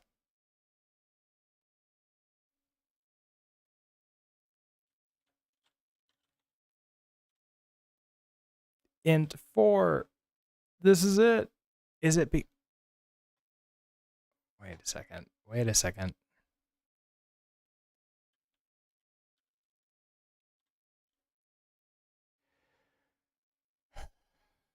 Okay, type int4 equals integer here. So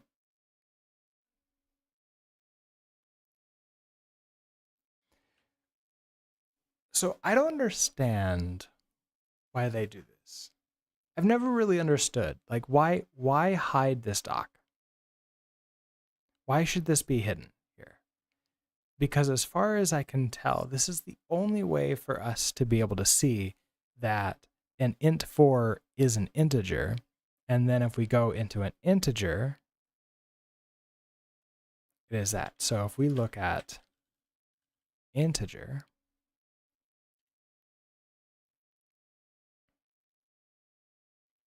it's the i32 type.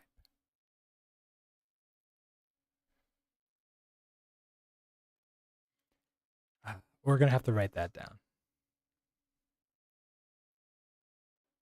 And int4 is exactly what it says, though, is it?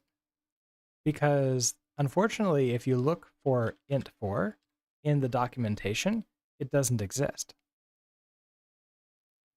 There is no int4. It's int4 range.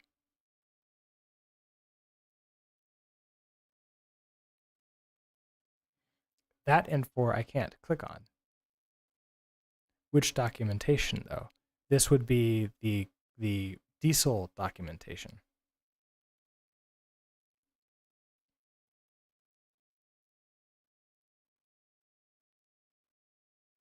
The problem, okay, so the problem here is that if I wanted to find what an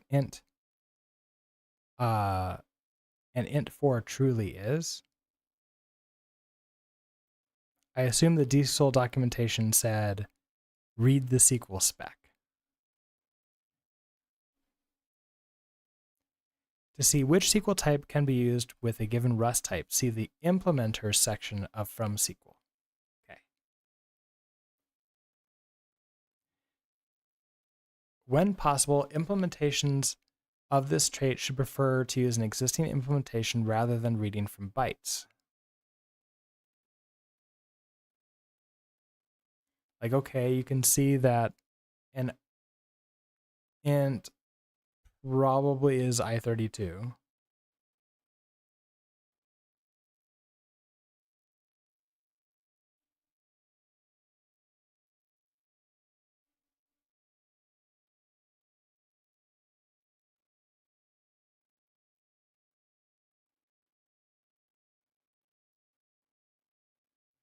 I don't know. That doesn't seem to say it very well. Now, over here in SQL types, if you come down to int4, here's the only place you can see very explicitly stated pub type int4 equals integer.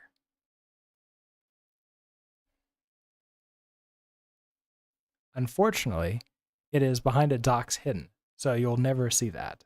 You'll just see the pub struct integer, and that one you'll see is the equivalent of an I32, which is fine. That's great. I just did wish that it showed in the main docs that int4 was mapped to integer.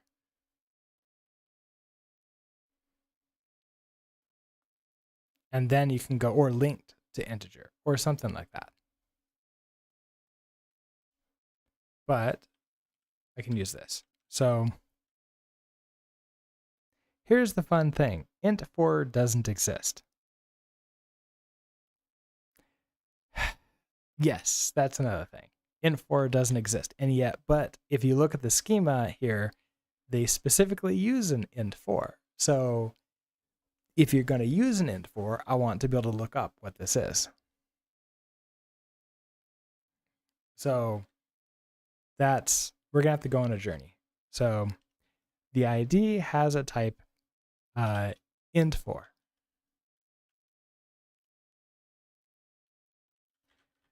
Which unfortunately isn't a some SQLs also define a tiny int and a small int short, which we can actually see here. If we go up, we'll see here's a small int, and a small int is an I16, and a tiny int is an I8. These ones actually do match these structs. So we have type tiny int is tiny int is tiny int. Small int is small int, which is also int2, which is small int. Yes, so the ID has a type int4, which unfortunately isn't a standard numeric type in SQL. However, we can search through the diesel documentation to find the int4 type. It's if we navigate to the above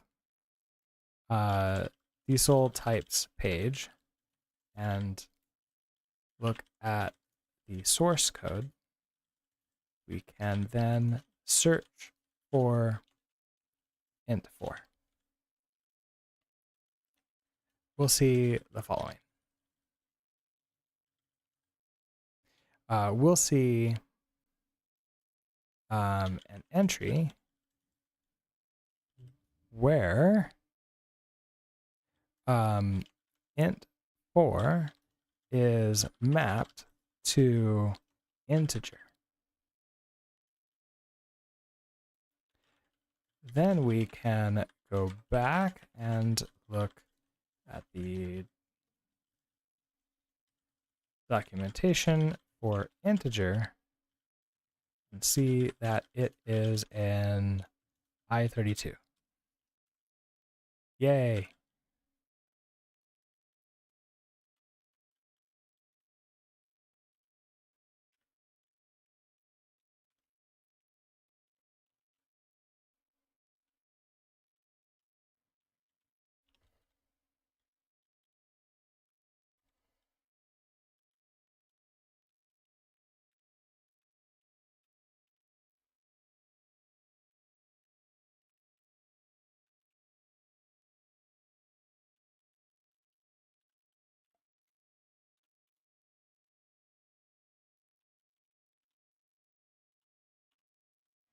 Okay, there we go. Also, numeric, I think, is the only float type required. Oh, interesting. Maybe it's both numeric and decimal. Well, that's fun.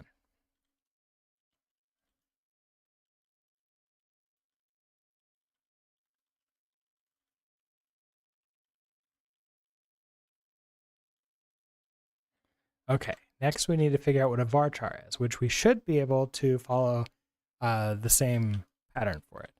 So varchar.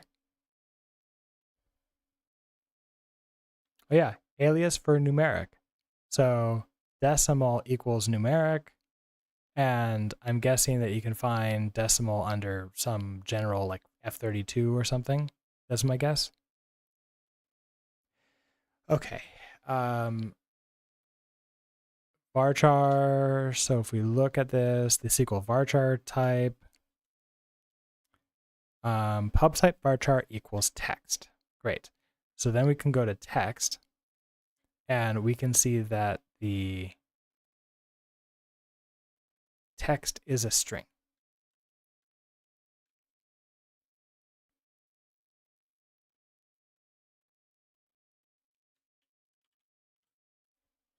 Okay, next we need to figure out what a varchar is. Follow the same method.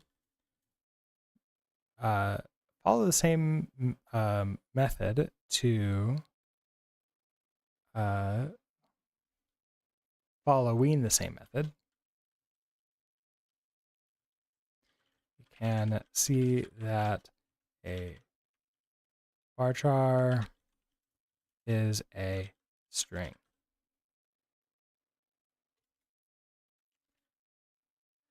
Okay, now we have enough, and that is where I'm going to leave this.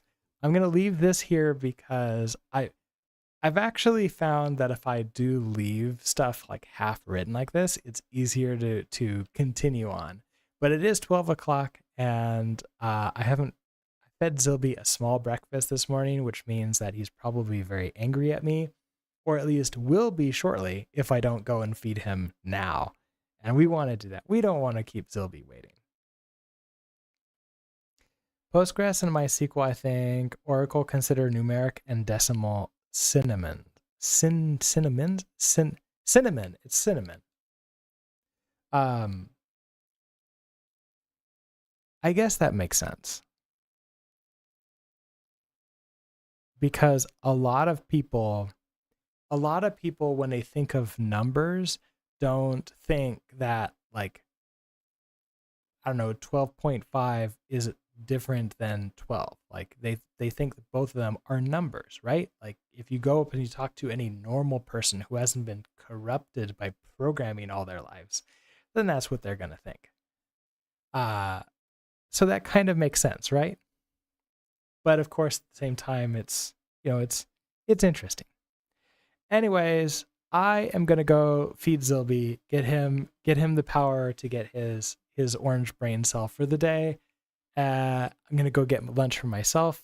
Today was the last stream of the day. I have some work I have to do for my my day job later, and then I'll be back next week. Not sure when. I create the schedule on the weekends, and then I put that into Discord. So I'll figure that out. Who, my kids? No, Zilby is our cat. Zilby, I don't actually, do I have, hold on. I can get you a nice image of Zilby. I had somebody come over and take photos of Zilby. Zilby shots.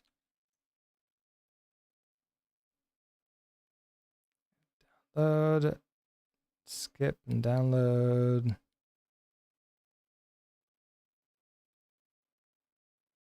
All right.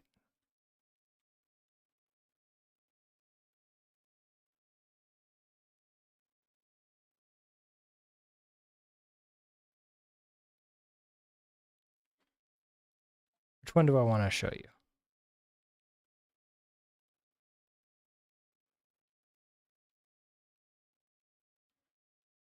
Maybe one where he's looking angry.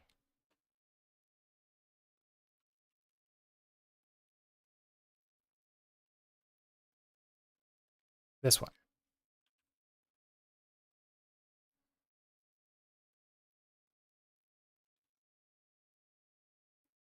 This is Zilby. Where's the cat cam? Cat cam is here, but cat is not here with us, so no reason to have the cat cam on.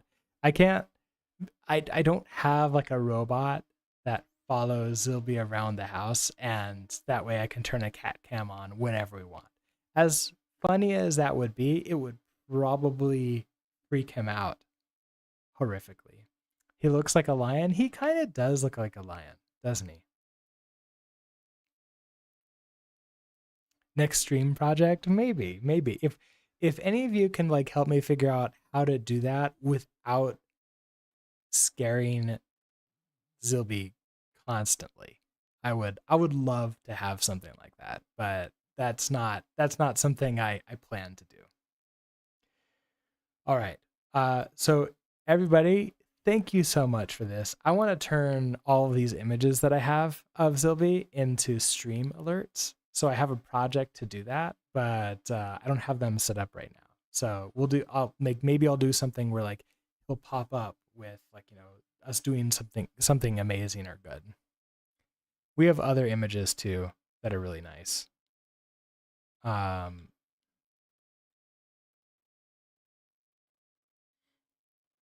here's an angry one. I guess it's not really angry. He's just sort of looking into your soul, asking, "Where's my food? My food should be here, right? Where is my food?" So yeah. Anyways, thank you all for hanging out with me on this happy Halloween. We will be back with normal speaking tone of voice and normal hair next week. What camera am I using to take these pics? I don't know. I think it was a Canon. Wait, can I get the information for that? It wasn't me. I didn't take the photos. It was let's see, the metadata says Fujifilm.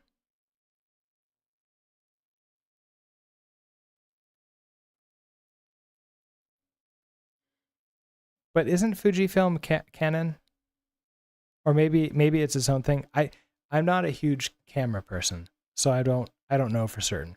But yeah, it's not me. I didn't take these photos myself.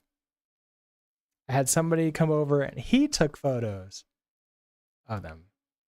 Okay, Fujifilm is its own thing. They probably don't like me for that, for comparing me to them. So yeah, it's a Fujifilm camera. I can tell you it was a 33 millimeter focal length,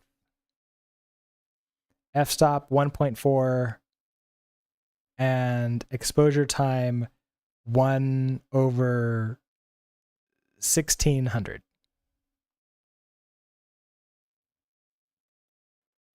And I don't know what the ISO was.